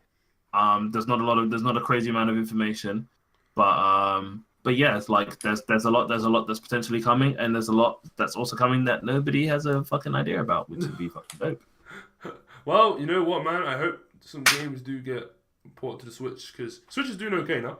I can safely say my concerns with the Switch of not getting it because it didn't have many games, that is gone. Now it's the sense of money. Once I get some bread together, then maybe I'll get myself a Switch. I'll join the Nintendo. Well, Switch is like £200 pound. You know what? It's not the Switch itself. It's the games and the what they call the remotes, Joy-Cons. It's the Joy-Cons. And it's The games are very expensive. Yeah. You have to put a lot of effort in to try and like get a deal with some of them. Yeah, man. And Nintendo, they don't lower in price, bro. Like a Mario game, that is never going below like £25. Yeah, Never. but you do get like the odd spots where they do, and you just have to jump on it like immediately. Ooh, okay, all right. Like it's not necessarily from Nintendo. Yeah. Like wherever it's like the other day. Oh, all right. So quick story time from me, and quick time to put some company in particular on blast. Shame them.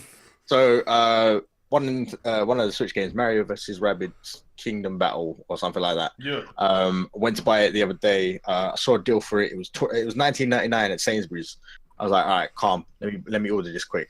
I go on to Sainsbury's. I see it. I add it to the basket. Then I go. They want me to make an account. I was like, all right, cool. Make an account. Blah blah blah. So I'm tapping through. I come to find out, one, you're only allowed to make an order if it's over £25. And two, if it's under £40, you have to pay a £7 delivery fee. So, and three, if it is also under £40, you have to pay £4 click and collect fee if you wanted to go to a store. £4 just to and pick click up the and collect. Nah, bun Sainsbury's. This is why I stopped working there, fam. So I said, fuck Sainsbury's.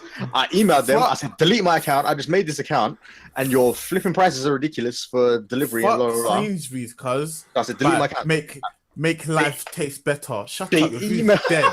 They emailed me back. They said, hi Sam, I'm sorry to hear that you find our prices for collect and delivery ridiculous. I was like, yeah, that one Ridiculous. stung you, Bro, innit? you're gonna charge me to pick up a fucking game. It's- Pick up. Nah. So Nah. it's safe to say I didn't get that particular game, but the deals exist. Nah. Give it to Find them. Sainsbury's, we don't want you to sponsor us. Fuck you. Hey, don't sponsor big, but sponsor big. Alright. I need that What do you mean bread. don't sponsor big? No, don't sponsor any of us, man. I need that One bread. Sainsbury's. Wait, don't worry, Sam. I got your back. I got your back. One Peach. See? And that's an ex-employee. Hey, right, so, let's move on to Microsoft and Sony, right? So, I've got, you know, I thought it was just me. Hey, Sleep, are you like, you got like a penny and you're like clanging it across the keyboard? No. You sure? On Sainsbury's. Oh, my days. Oh, Dead them. God. That's right, Sainsbury's, Tesco, because every little It's helps. a Morrison's thing. Trust me. Trust me, it's anywhere but Sainsbury's. Hey, Isn't it? Asda, man. Come on, fellas. Asda. Hey, hold tight, Netto. One day I went to Netto. Oh, it's Lidl, but you know. it's little. Y'all get the joke I was trying to make. Every little helps. Yeah, But yeah, right. back on topic. Yeah, Microsoft and the Sony, mobile- right? Oh, okay, Microsoft. Sorry. We're still on the mobile. Yeah, sorry, do you want to still talk about the mobile? Oh no, I was just going to mention Devolver make a lot of great games. I was just going to speculate on some that they might have coming. I know they got that weird like Gung Fu game, my friend Pedro or whatever, coming to the Switch. But I think My that was friend for Pedro? next year. Mhm. Yeah, it's weird, but it looks cool. Like you're backflipping, you're doing all this like There's a game Kung called My Fu Friend is kind Pedro. of shit. Oh, My Yeah. friend Pedro. Oh, there's one for you, big, called Ape-Out, where you're basically a gorilla and you just Wow. like fuck people up. That's coming this year. I expect that'll probably come to the Switch. They'll probably put Hotline Miami on. They'll probably put Titan Souls on. Wolf Metal Chaos XD would be good if that comes. I know that's slated for PS4 and Xbox One. They haven't said if it's coming to Switch or not. But yeah, no, man, they make good games. they also made Absolver, didn't they? Mm-hmm. Yes, they also made Absolver. That would be cool as well if that came out. Absolver is if A anybody unique martial arts action RPG. yes, there we go. Thank you very much. If anybody played that game and didn't get lost, I owe you money. So, let's move on to Microsoft and Sony. We're talking about Microsoft. Well, first we're talking about Microsoft, and we're talking about the lack of sales in Japan. I know that Microsoft don't do too hot when it comes to selling. I'm putting it lightly. When it comes to selling stuff over in Japan, mainly because Japan's got Sony and Nintendo, and really, truthfully, ain't nobody got time for Microsoft. But my thing is, should Microsoft really even? I mean, obviously they're gonna have some sort of concern because they want to take over the world, right? That's the plan. But like, does it really even bother them? Is that even their main focus? Wouldn't they rather just work on their actual audience? You know what I mean? Like Microsoft has such a big audience. Xbox. Let's talk about Xbox. Really, is what I'm talking about. Xbox has such a big audience over here in UK and US and Europe and whatever. Right? Does it even matter if they can't, get hold of these Japanese followers or whatnot? Is that a big concern for Microsoft? Who wants to take the first? Go on, Shim. Go on, shoes. Sure. I think with Xbox, I think it might be like a bit of a pride thing. Just because obviously the Japanese market is a significant market because of how the culture is with video games. Yeah. Like it's always been like Japan's always been the video game kind of capital of the world kind of thing. Yes, sir. And they don't do well over there for a number of reasons, really. Yeah, like you were saying, they've got Nintendo and they've got Sony. And mobile too. Yeah, and mobile. Yeah, mobile like kicked a lot of people's asses when that started getting popular because everybody was just playing that because they spend all their time walking around and traveling and stuff like that. It's a lot easier. Like the 3DS kills over. Yeah. And Yeah, I think it's just something that Microsoft's never really been able to understand, especially like from the last generation as well, because Microsoft usually was quite focused on like action shooter games, Yeah. and that doesn't translate well in Japan. They play role-playing games, they play action games, they play like strategy games, stuff like that. Yeah. That's what's popping over there, and like Nintendo games. Hey, man, And so I think that's why they don't do too well. Like so I got an article here from, it doesn't say an exact date, but it just says a year ago. Sorry. Yeah. Microsoft's Xbox One sold a whopping 187 units in Japan last week. So there was 1 week last year where they only sold 187 Xbox Ones. You know what? I actually heard, just a quick tangent, I actually heard there was an artist in the UK that only sold like 150 something albums. I think it's Robbie Thicke. That's an artist, right? Robbie Thicke. Wow! Wait, what? Robin Thicke? Tiny, like, whatever, like. What? That's right. Wait, Robin Thicke only sold. Wait, first of all, he's not even from the UK. Yeah, but in the UK, he didn't sell sell. the UK market. Yeah, did not. Oh, in the UK, not raw. Yeah, dude. Anyway, back to that. So yeah, 187 Xbox Ones. So to compare that with everything else for that week, there were 444 Wii U's. So you've already been double paced by Wii U. There was 1,724 PS3s. From last gen, there was 1,999 new 3DSs. There was 5,050 PS4 Pros, 6,242 DSs, 7,780 Vitas, 25,006 PS4s, 25,719 new 3DS LL, which I think is the XL model, and 45,509 Switches. That's mad.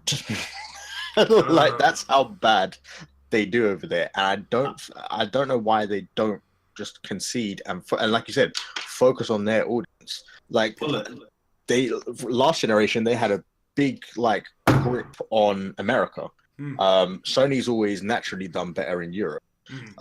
But Xbox had quite a big market share in Europe during the 360 days. Obviously, they lost some foot in this generation. You know what it is, yeah? It's just America trying to colonize everywhere. That's what it is. And the Japanese are like, no, you cannot come here and come and take my property. Yeah, Eric Cartman, baby. But yeah, like I was talking to James about this, and I was also talking to Pete about this too. I was like, they should probably just pull it. Like, yeah, they'd be upsetting the few that would buy it, but let's be honest, they will find a replacement. They have to be losing money by launching in that market. Yeah, because obviously logistics, for logistics wise, it's not cheap to send stuff. Like, so to get this is just the thing, but like to send stuff over there costs hundreds. Now, and that's if you're just sending one thing. Now imagine if you're sending a lot of them things. Does anyone know? You're paying for them to get there. If they don't sell, you're paying for them to come back. That's true. That's to get repurposed elsewhere, where where their market is. Yeah. It just seems like could you imagine if the market that we're buying it over there were Americans or something living in Japan? You know what? 187 of them, sure. I'd believe it. You know, the craziest thing is that might actually be true. That could be the most jacked up thing about it. That might actually be true. It's just Americans living over there. Trust me. Mad. Or just people just from not Asia. Do you guys want to move on to the last gaming topic, which is Sony's crossplay? I think we can briefly just mention it. Yeah, because I don't think there's really a lot to mention. It's a lot more opinion based. Yeah, we don't really have a question for this one. It's more so just explain the situation. Now, obviously, everybody's been waiting for Sony to allow us to play with Xbox players. No longer will we have these stupid wars where, Xbox is better than Sony. It's better than PlayStation. PlayStation's better than Xbox. You know, oh, yo, you should jump onto this, right? Everybody can play together. That's the fun. That's the awesomeness about video games, right? What is Sony's deal? Why is Sony not going in with this crossplay? Sorry, go on. You go first. I was going to pose a question to everyone. So Sony's holding out on the crossplay. They're saying no to it. Just for context, Xbox said no to this last generation when Sony was asking for it. But that's beyond the point. This is where we're at now. Sony's holding out, and Xbox and Switch, they're like ganging up, basically saying, "Oh, like we can do it." Blah blah blah blah. Does it matter to you guys? No.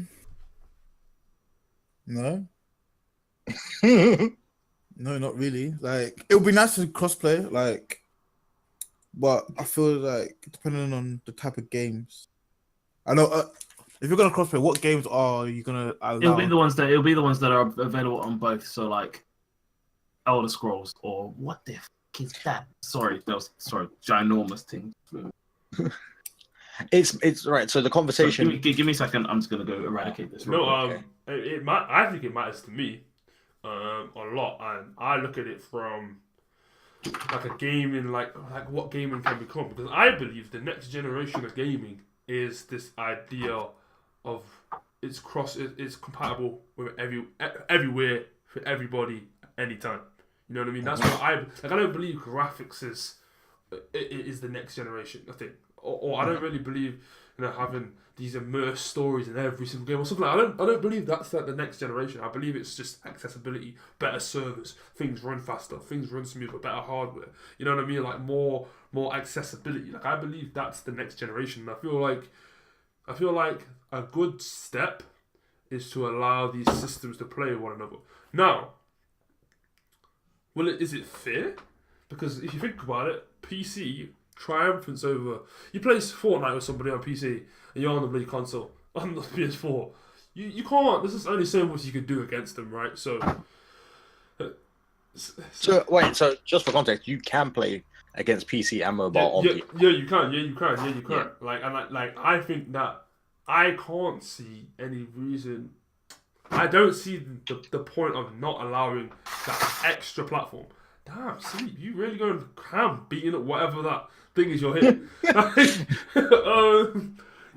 just, long story short, I just want it so if I ring my boy up and I'm like, yo, bro, let's go play 2K, NBA 2K, right? That's how I play a lot, right? He's like, yeah, sure. He doesn't have to take his PS4 out of his drawer to put it up, hook it up to his TV, get his PS4 controller and charge it and everything. He can just play. Yo, this guy. He can't just. They even mute his mic either. My guy. I just want it so it's just easy, it's just quick, fast. Like, yo, let's just boot online, jump online, let's play. You know what I mean? Like that's what I would love. So anyway, continue your point anyway. Yeah. So all right. So I've got. Well, we haven't got Sleep's opinion. We'll get that in a minute. Yeah. For me, I just don't feel like it's a big deal. Purely because, just like no other game lets you do it, and we've all been getting along fine with it. Like on a lot, majoritively, no other game really lets you do it. Like Rocket League does or whatever, with certain platforms. I hear what you're saying. Like, so if your friend's got an Xbox and you've got a PS4, you can just play it or whatever. Yeah. But I just don't see how big that audience is. And on top of that, that's why I say depending on what game. Yeah, nobody's really been able to tell me how this benefits Sony. Because at the end of the day, they're a business. Like, they're trying to make money. And on top of that, they have the market share. They've got more than Xbox and Switch combined. So for me, it doesn't make sense for them to do it. There's no real benefit other than maybe some public opinion. True. That's true. That's very true. You know what? Every time I talk about stuff like this, I actually never really get around to proposing myself a question. And if I had to answer that question of how does it really benefit anything, really and truthfully, I couldn't really see that. The only way I could see it really benefiting is RPGs. No, sorry, MMORPGs. You know, like a Warcraft or like an Elder Scrolls Online, like making these massive multiplayer online worlds even more massive, even more multiplayer, even more online. You know what I mean? It can also make things worse. Okay. I'm back, by the way. Welcome back. What I mean by that is, so let's step away from what would possibly benefit and what might not benefit it. So already there's there's a console war inside itself, whether you basically play Xbox or PlayStation. Then you adding in the element of, hey, let's be honest, this is most likely what happens. So let's take a Call of Duty, for instance. One side Xbox, one side PlayStation, right? Mm-hmm. Okay. People would get butthurt if they lost, and because they'd be like, ah ha ha, like it would only affirm that notion even more of the fact of my console is better. And people get very emotional about it and whatever because. Yeah, let's be honest. Like that's how some people are. They're essentially they're you can almost essentially say they're repping their colors. It's either blue or green. Like no, but for real though. Like that's how people are. Some people are really, really like heavy into it, like into the fact of saying their console is better. And then if it was a case of they end up losing the game, I feel like some people could take it really badly, and it could be a thing of, it wouldn't be. It would stop being playing games for fun and start playing games to prove a point, and not a point that's worthy of proving. Like realistically, at the end of the day, Xbox or PlayStation, who the fuck cares? As long as you're having fun playing games, isn't that the only thing that's really important? Yeah, but I believe that can excel the fun. You know what I mean? Like I know you're saying it's not all just it only gets better, it can get worse, but. I feel like the games that have a what's the word? Not so strong fan base, not so strong community base. Mm-hmm. These multiplayer games where you need to go on at peak times just to play the game. You're not having games like a GTA where you search online and you can't find a lobby on your own because everybody's playing the game. Shit, that's GTA. Like there's games where like the community suffers. At non-peak times, and being able to grab audiences from almost everywhere, it just helps the player base a little bit, and I think that'll be more beneficial, basically. Okay, yeah, I understand what you mean. So let's take Fortnite for example, because they are everywhere and you can crossplay in one way or another. It definitely helps them, but who does it help? Most of all, it helps Epic, not necessarily Sony, Microsoft, or Nintendo. Jesus. True say. Or PC or mobile. Yeah, because then they can, because then it gets into a case of offering exclusives and stuff. Like, because then they'd be striking deals of like, oh yeah, we're gonna have the exclusive skin for thingy. But then that's what would happen. Yeah, you're exactly right. That's like I'm saying, like this is why I said makes things worse because it then creates more of a divide. Because realistically, I'm not saying this would be a better thing by any stretch of the imagination before anybody starts pinning that on me, but. I'm not saying it's the ideal situation, but imagine if there was just one console and everybody was just playing together. It was just one thing, like much. Would that be? I feel like the whole because there'll be nothing to fight for essentially, or fight over, should I say?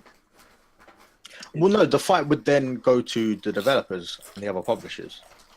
That's where the fight would be held instead of the console makers. Yeah, like it's almost a case of like there has to be a very and I think I understand why Sony might not be on it because maybe it was a thing of between last year and now they've actually thought about it. It's a case of at the end of the day, this is still regardless of what you want to say, and obviously I understand this like very well, and I know Shoes definitely does too. This is still a business. This is still a what? It's still a business. Sorry, I'm not sure if I cut out. Yeah, it's still a business. People still have to be getting paid. And if there's a way that you can increase it by basically adding exclusivity to your platform, by all means. Like the whole thing of like a couple of games for Xbox or PlayStation are released earlier. So like I remember was it Call of Duty when it was out for the Xbox first? It's the no. It's the so this generation the map packs are at 30 days earlier, for PlayStation, and I think Modern Warfare Remastered was one of them as well. Yeah, so like, this is what I'm getting at. Like, so everybody wanted to play this thing, but everybody obviously wants to play it as soon as they. Usually, people want to play a game if they really like it as soon as they can. So let's say for somebody checked out a game in, sort of in the middle of the last generation consoles, so the 360 and the PS3, and they checked it halfway, and they got rid of their console, and they're like, okay, I'm like, you know, it's whatever for me. But then they see this coming out, and they're like, oh, snap, it's coming out, and then they see they can play earlier. Then it's an incentive for people like that, because I'm sure there's people in those type of situations, for them to then go buy a PlayStation because it's coming up on PlayStation first. Yeah, I mean, like, I see what you're saying, Peach. Like, from a consumer standpoint, yes, it would be great if there was crossplay and, you know, my boy's got an Xbox, but I've got a PS4, but we can play the same game. Calm. That'd be great. But, yeah, like Sleep was saying, from a business perspective, there's no real incentive. I have no doubt in my mind, if Sony was losing this generation, they wouldn't have this attitude.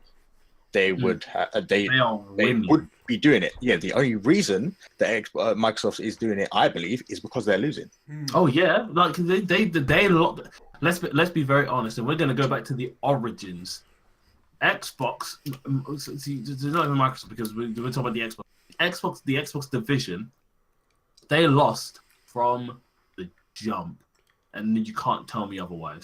Yeah, Don Matrick, they had to replace him. We got Phil Spencer, and Phil's doing like a great job with gaining consumer confidence back. That's why he's doing things like the crossplay deals with Nintendo and the backwards compatibility and just really consumer friendly moves. But when you're on top, these are things that you don't really need to do because you're winning anyway.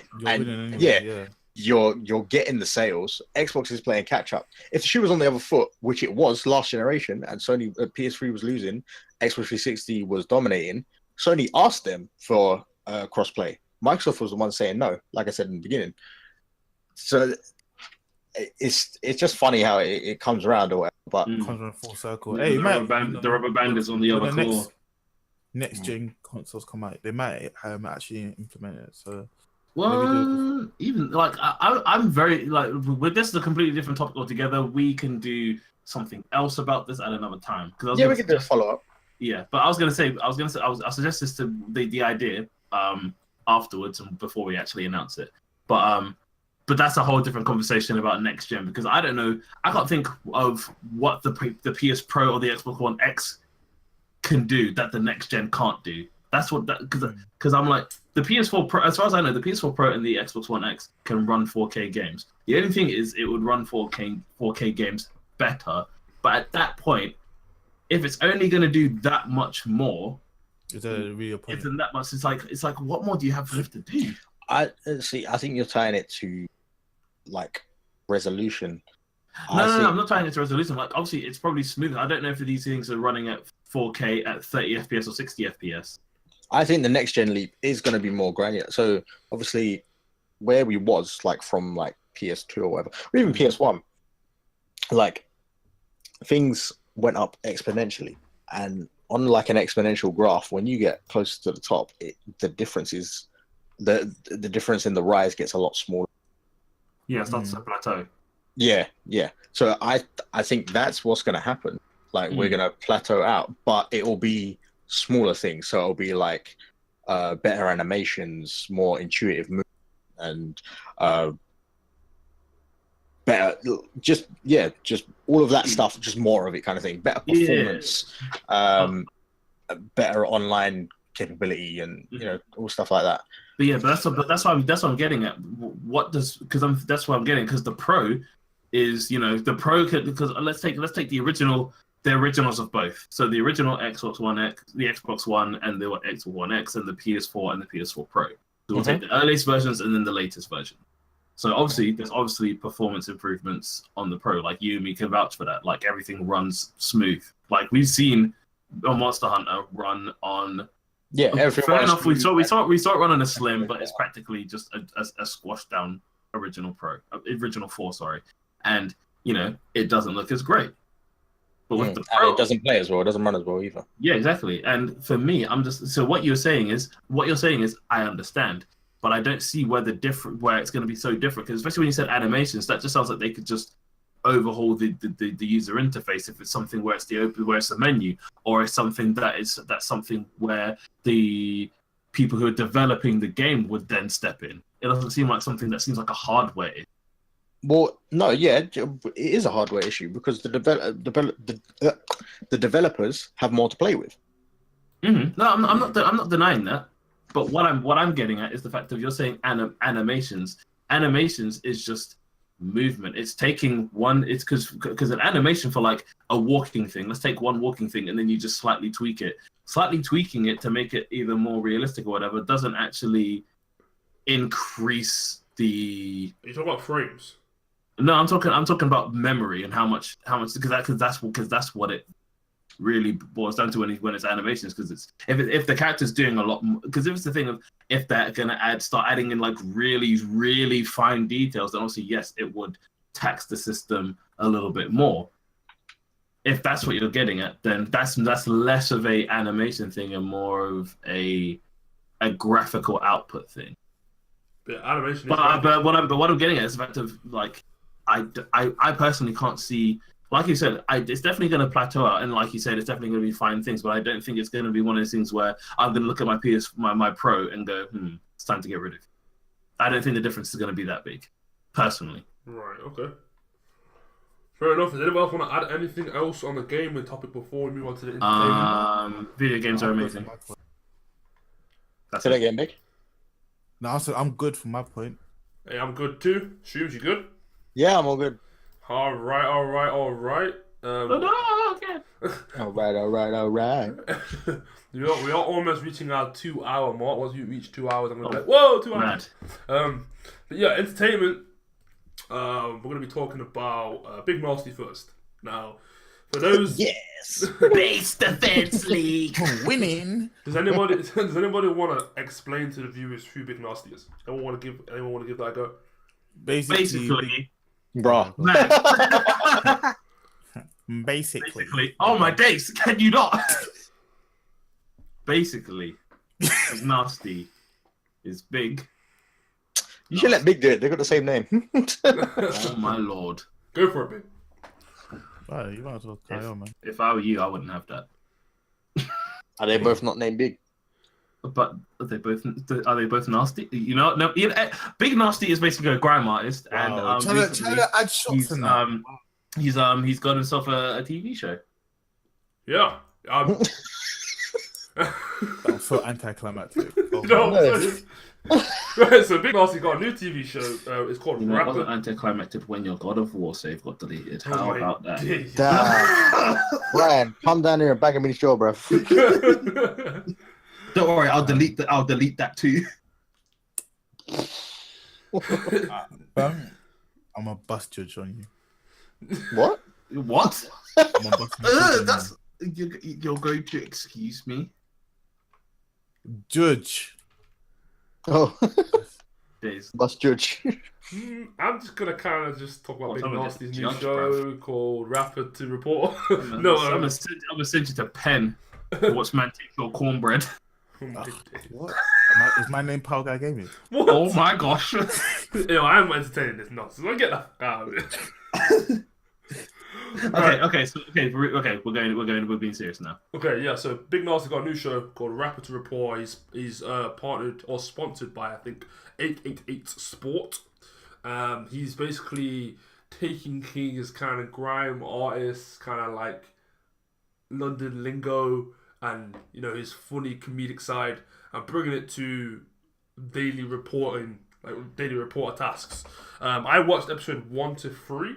Wait, are you talking about the hold actual on. TV show What or show the is this? actual webisode? Because those are two different things. Webisode. What I'm talking about? Oh, Oh, I was talking about the TV show. he's got like a proper show on Channel 4. Like he's got Yeah, he's got an actual proper show on Channel 4. Oh, Yeah. That's what I was on about. oh, the Big Nasty show. Yeah, My- the Big Nasty show with him and Mo the comedian. Wait, what did you Yeah, Mo watch? Gilligan. I haven't even watched that. Like I'm talking about no, what? Man, he's on some other stuff. No, that thing was just for the World Cup. Yeah, that thing has been shoved down my throat for the past like Oh, we. Close your mouth. Then. Gay. Mad. Gay.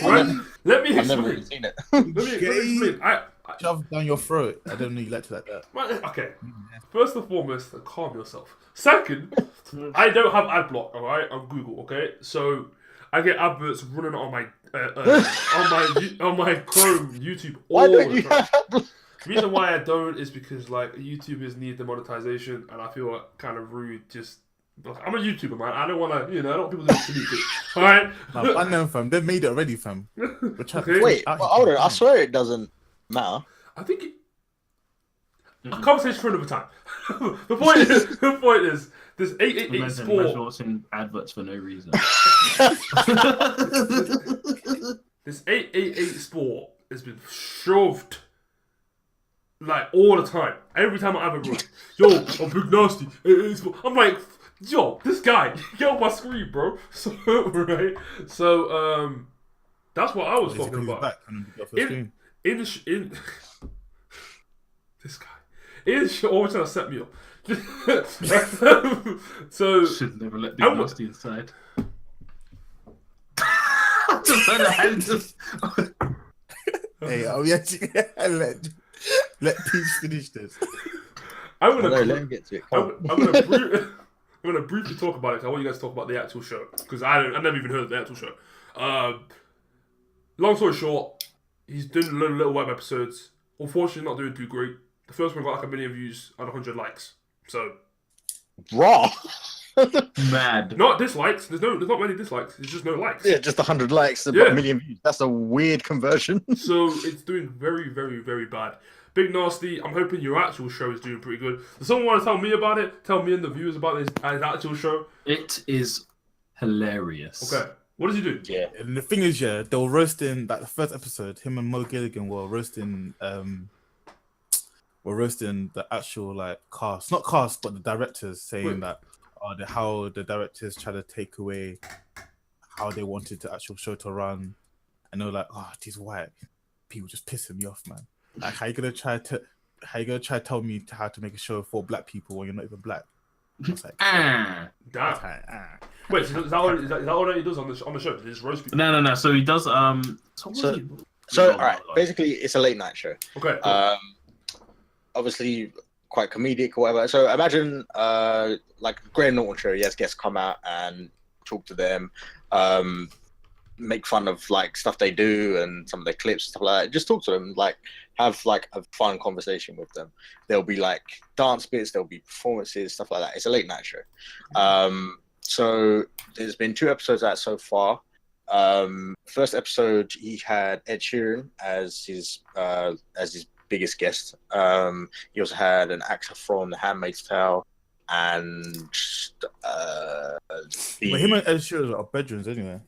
yeah, but still, it's Ed Sheeran. And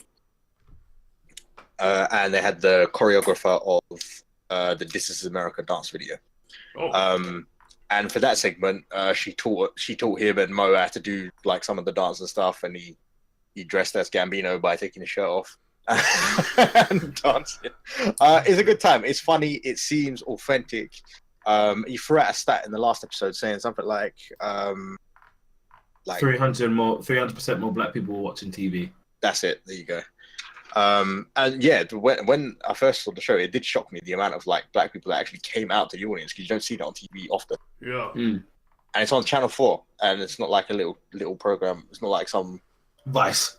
Channel 5, 6, 7 or whatever, all the way down. Yeah, it's a prime channel. Yeah, I think it's also I was saying it's good for the culture to be seeing that. Hey, that's awesome. Yeah, it doesn't seem forced or anything. It seems quite natural and like true to who he is. Because like if you watch him on the Grime Report, you know him for like Uncle Payne and stuff like that. If you know him in his music, he just chats a bag of rubbish or whatever. Yeah. But you can tell that some of it is partly scripted, but it's obviously it's only like certain bits Just to keep on topic. Yeah, to keep on topic and to stay into then. You can tell when they don't have it because there's a lot more flow. Yeah, there's a lot of improv, and he's quite candid and self-aware. Like even like the first episode, it's like, I don't know how to run a show, you know. And what I do notice is that Mo takes over a lot of it because it's co-hosted by Mo. Mo's a bit more professional when it comes to performance, so he steers it a lot better, and it does work quite well. Wow. I'm. You know what? After this, I'm gonna actually watch it. When I have some free time. Or the definitely watch it. Definitely watch it. Episode 2 features Tandy Newton. Yeah, Tandy Newton from Westworld and Jeez. the other random stuff. And you get Craig David on as his music guest. Yeah, I was also there. But give it a watch. Episode 1 and 2, I'm sure you can catch up somewhere. It's on Friday nights at 11:05, I think. Nice. Yeah. It's definitely funny. 100%. 100% will be watched. I would definitely watch it on TV to give them the numbers. Yeah, or record it. Yeah, that too. But yeah, no, genuinely, good. It's a good show. Big Nasty, doing good, doing big. I really tried to make that a stupid joke, but now speaking of big, we got a big man coming on next on the topic. Oh, yes. Terry Crews. The biggest man of Hollywood. Well, I say no, probably not, because I think the whole. Yeah, go on, Pete. Say what you were saying about Terry. Crackdown Free's very own. Hey, Crackdown Free's very own. I like. Leave Crackdown alone. It's gonna be lit. He's been kind of. I don't know. We'll never find out. Exactly. He's been fight. He's not been fighting. Sorry. He's been fighting for. He's been fighting. What's the correct phrase for it?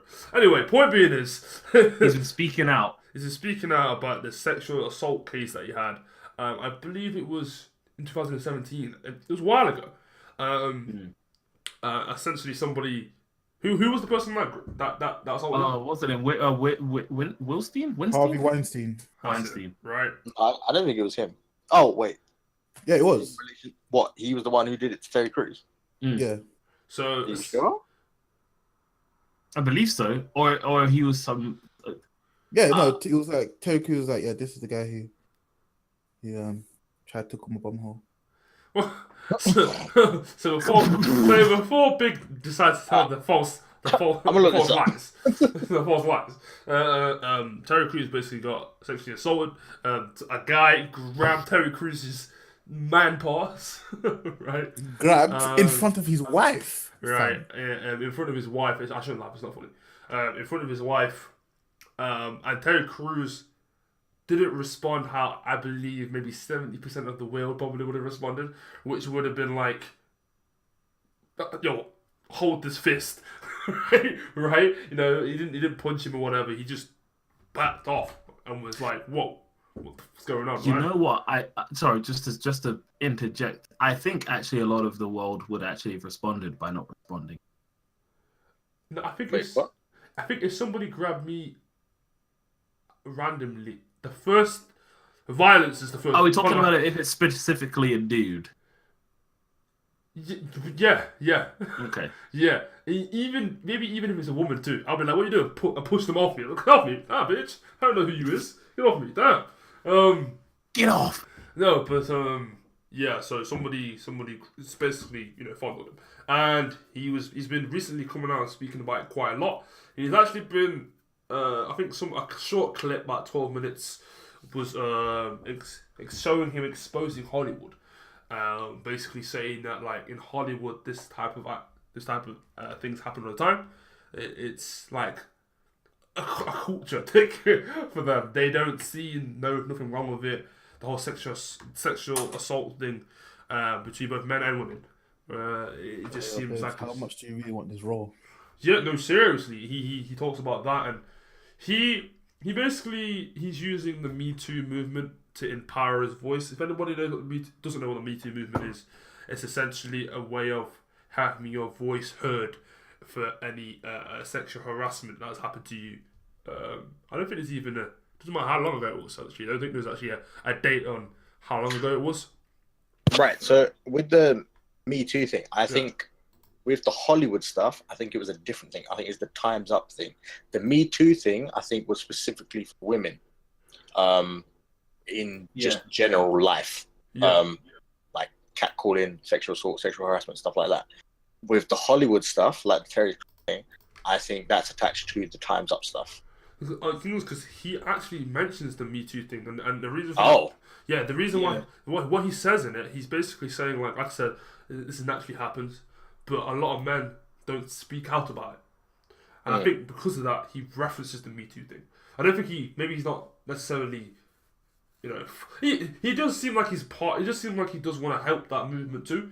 And anyway, he's basically taken upon himself to kind of be some sort of a spokesperson for it. The whole situation of this is Hollywood. This is how they get down.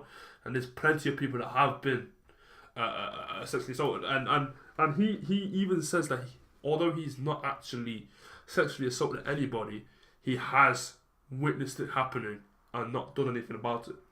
And he said he basically talks about his wife and how his wife taught him control. He was saying that if it wasn't for his wife, he would have probably punched the man. Attacked the man. Whatever. Probably would have killed him. Just would have eaten him. Right? And he said that his wife basically trained him and taught him to not explode on those type of things. You know what I mean? And he was saying I read the comments. By the way, if there's anything ever serious on YouTube, the one thing you don't do is read the comments. I read the comments, right? Like a fool, like an idiot. And he at one point he talks about because who is the Jory? Is that not Jory? Who's the person with the main person with the little mallet thing? For what they call? Judge. The judge. That's it. Thank you. Oh my god. The judge. I don't know why I kept thinking the Jory. The mallet thing. I was like, what the fuck is he talking about? Where are we? No, what is it actually called? It's like a gavel. A gavel. There you go. Basically, what are you talking about? Oh my gosh. You're way behind more than me. Yeah. Don't worry, let's move on. It was a dumb thing. Just carry on. So anyway, the thing is, right, the judge asked him, well, why didn't you react? Like, why didn't you... Yeah, I saw that. She was saying, why didn't your considerable strength to retaliate? That's bitch, I'm back. That was basically his response. That to me is kind of that's a stupid question. Right? To me, especially because it's somebody who's got so much power in Hollywood. Like he definitely has. He probably has a team of people to be all to cover shit up. Yeah, you know what I mean. And he basically said, what did he say? He goes, Judge, growing up as an African American, whatever. There's only so much opportunity you get given. I think he goes into talking about basically the way he would, if he was to react that way, he would have lost that opportunity, blah, blah, blah, blah. And being black, it would have scared something else. So anyway, I went to the comment section like a twat, and everybody was just ranting and raving about the race card that he pulled. But the main thing is, you know how you always hear those stories about Hollywood being dodgy and weird and dirty and that type of stuff? To have somebody inside it come out and talk about it is definitely eye-opening. So I do urge anybody who's listening, you guys included if you haven't already, to give it a watch. It's not very long. I think Terry Crews does it in a perfect way where he speaks very calm, elegant, like he speaks proper. You know what I mean? Like it's not no attitude and whatever. So it's like he really is this. He really is taking on the mantle of being this person that also wants to help too. You know what I mean? And because of his, and also it's also spreading a really positive message of if this stuff happens and you are a guy, it is okay to be upset about you know what I mean, right? And he also, the quote unquote manliest guy that you can look at, right? And like it's crazy to me.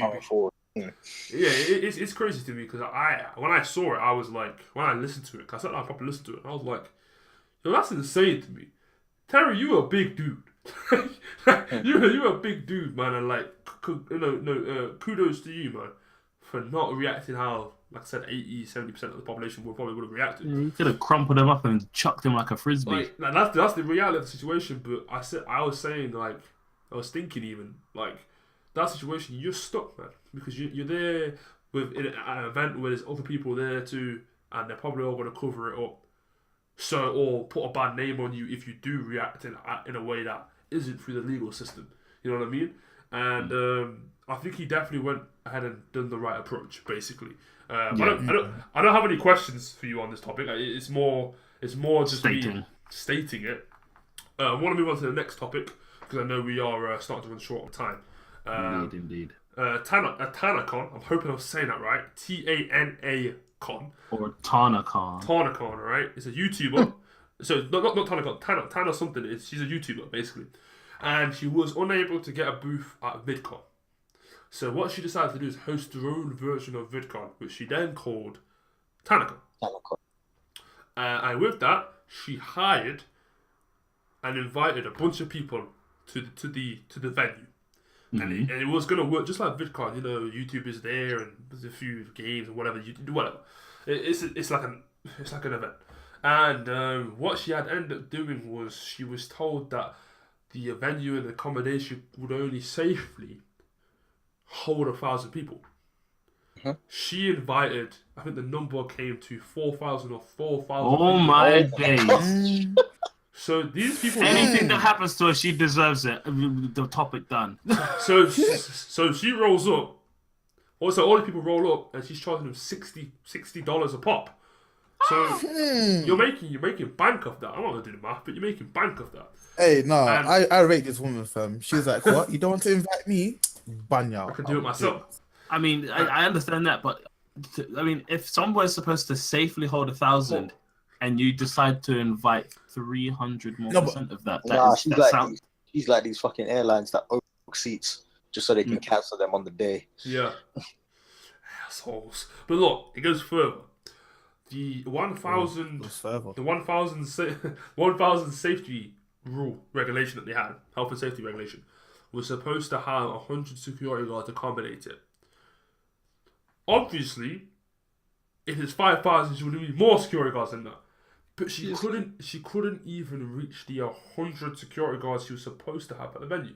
She only ended up having 26, or I think it was 30. Everything in this is just off key. For the 5,000 people, that's insane to me. Wait, 5,000? I thought it was 4. Oh my god! It was like 4,000 or 5,000 people. Basically, let's just say 4,000. Too many, innit? Too many. Right, over this health and safety, and a lot over the health and safety. What ended up having was people were ending up passing out, fainting, because obviously some people there, it's heat, whatever. And she's now facing some sort of legal charges. I think she might even get sent to prison. Because essentially she just decided to do whatever she wants and took no responsibility for the safety of anybody, even though it's your event, it's your venue. Like, that to me is ridiculous. Like I said, I got no questions for this either, but my main thing is the second you open up something and you set it as, yes, this is my event, you're responsible to Yeah, no, she tried to oversell. What could they charge her for? I can't. Let me try and find it. Let me try and find the exact. Would it be negligence? Maybe. Negligence, maybe. Let me try and find it. Just give me a second. I'm already reading the story on it now. Yeah, it's So her full name is Tana Mongiu. She's 20 years old. She mad. Hannah Mongi. TanaCon was a poorly executed mess that left fans stranded under the Southern California sun, dead, without food or water, and that got cancelled after You told him not to bring food or water. capacity for attendees. That's not her the fault. conference venue. The idea for TanaCon was spawned a couple of months ago. I posted a video complaining that she didn't receive a featured so she's basically just like, oh, she should have been featured. I'm like, wait, hold on. How many things does she... That was the reason why. That was the reason why she was supposed to get. That's the reason why she made her own thing. Like, I mean, don't get me wrong. She's got what? She's got 3.6 mil, but I don't think that's a case of. So anyway, Shane Dawson, he's Shane Dawson, sorry. He's another YouTuber, like a vlogging kind of, like a skit kind of guy. He's pretty popular. He talked about it. PewDiePie talked about it. I don't know if Keemstar has yet to get on it, but I'm pretty sure he would, because he's that drama guy. Welcome to the news. He's that dude, so he'll probably talk about it. I know a lot of YouTubers are basically just hashing out their thoughts on it, and main thing is, if you're gonna do something, do it properly. Like, don't be oh well, fuck this VidCon, so I'm just gonna do it myself because I'm bigger, better. Like, do it properly. Like, people's lives are at stake, yeah. So, I mean, get your finger out your ass. Were they really? Were people's lives really at stake? Well, maybe not at stake, maybe not. But then again, they're saying that people fainted, bro. People fainted, bro. Yeah. Mad. Oh, I don't know. So apparently the VIP passes were $65, plus an extra $12 in taxes and fees, and it's supposed to allow buyers to skip to the front of the lines. When people got there, the VIP holders were in the same queue as the free ticket holders. You see, when everyone is special, no one is special. Everybody gets treated the same. It's just so mad. Yeah, so that's it. If you're gonna do something, do it proper. No, but I rate the idea though. Like, what? So you don't want to feature me? Alright, calm. Yeah, but like, you're not that though. You know what I mean? Like, you're not there yet. Okay, so just. Hey, she got 5,000 people to come. That's true. That's a pretty good feat. That is true. That is true.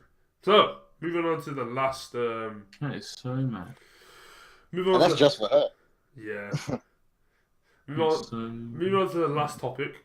Just so you know, people, anybody listening, Powered Up Crew will never ever be hosting an event where there's no food and water. Okay, all right. A lie gonna get fed. A lie. You know? A lie. You think Trust I'm gonna me, be I'll there? dash water at you, man, just in case you just seem hydrated. You just look at you. If you look scrawny, you look dehydrated, I'm gonna throw a water bottle at you. My family are, from Jamaica, okay? we eat good. Trust me, our families can come together. I just handing out roti and curry. Oh my gosh, I'd be in the line, bro.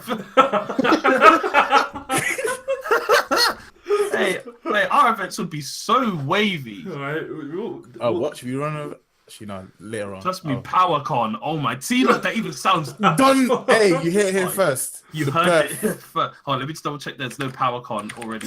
This guy. Yeah, fucking Ghost and Tommy show up.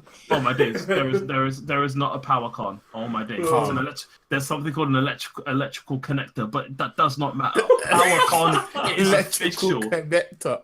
It is official. Oh, PowerCon. Oh my gosh, coming to a city near you. We're going on tour in 2019. No, not city near you. You don't have to come to us, bruv. Why are we traveling? Mad. Oh yeah, like we're broke.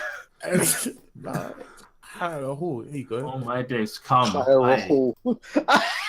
Trust me, like 500 of you lucky viewers. Jeez. So yeah, enough slandering her. She probably getting it on Twitter still to this day. Good. Last major topic: Drake and his new Link Up TV music video. I don't even really like Drake. He's a waste man. That thing was dead, bruv. The thing is, yeah, I don't know what it was, but it felt like he was trying to do some drill. He was.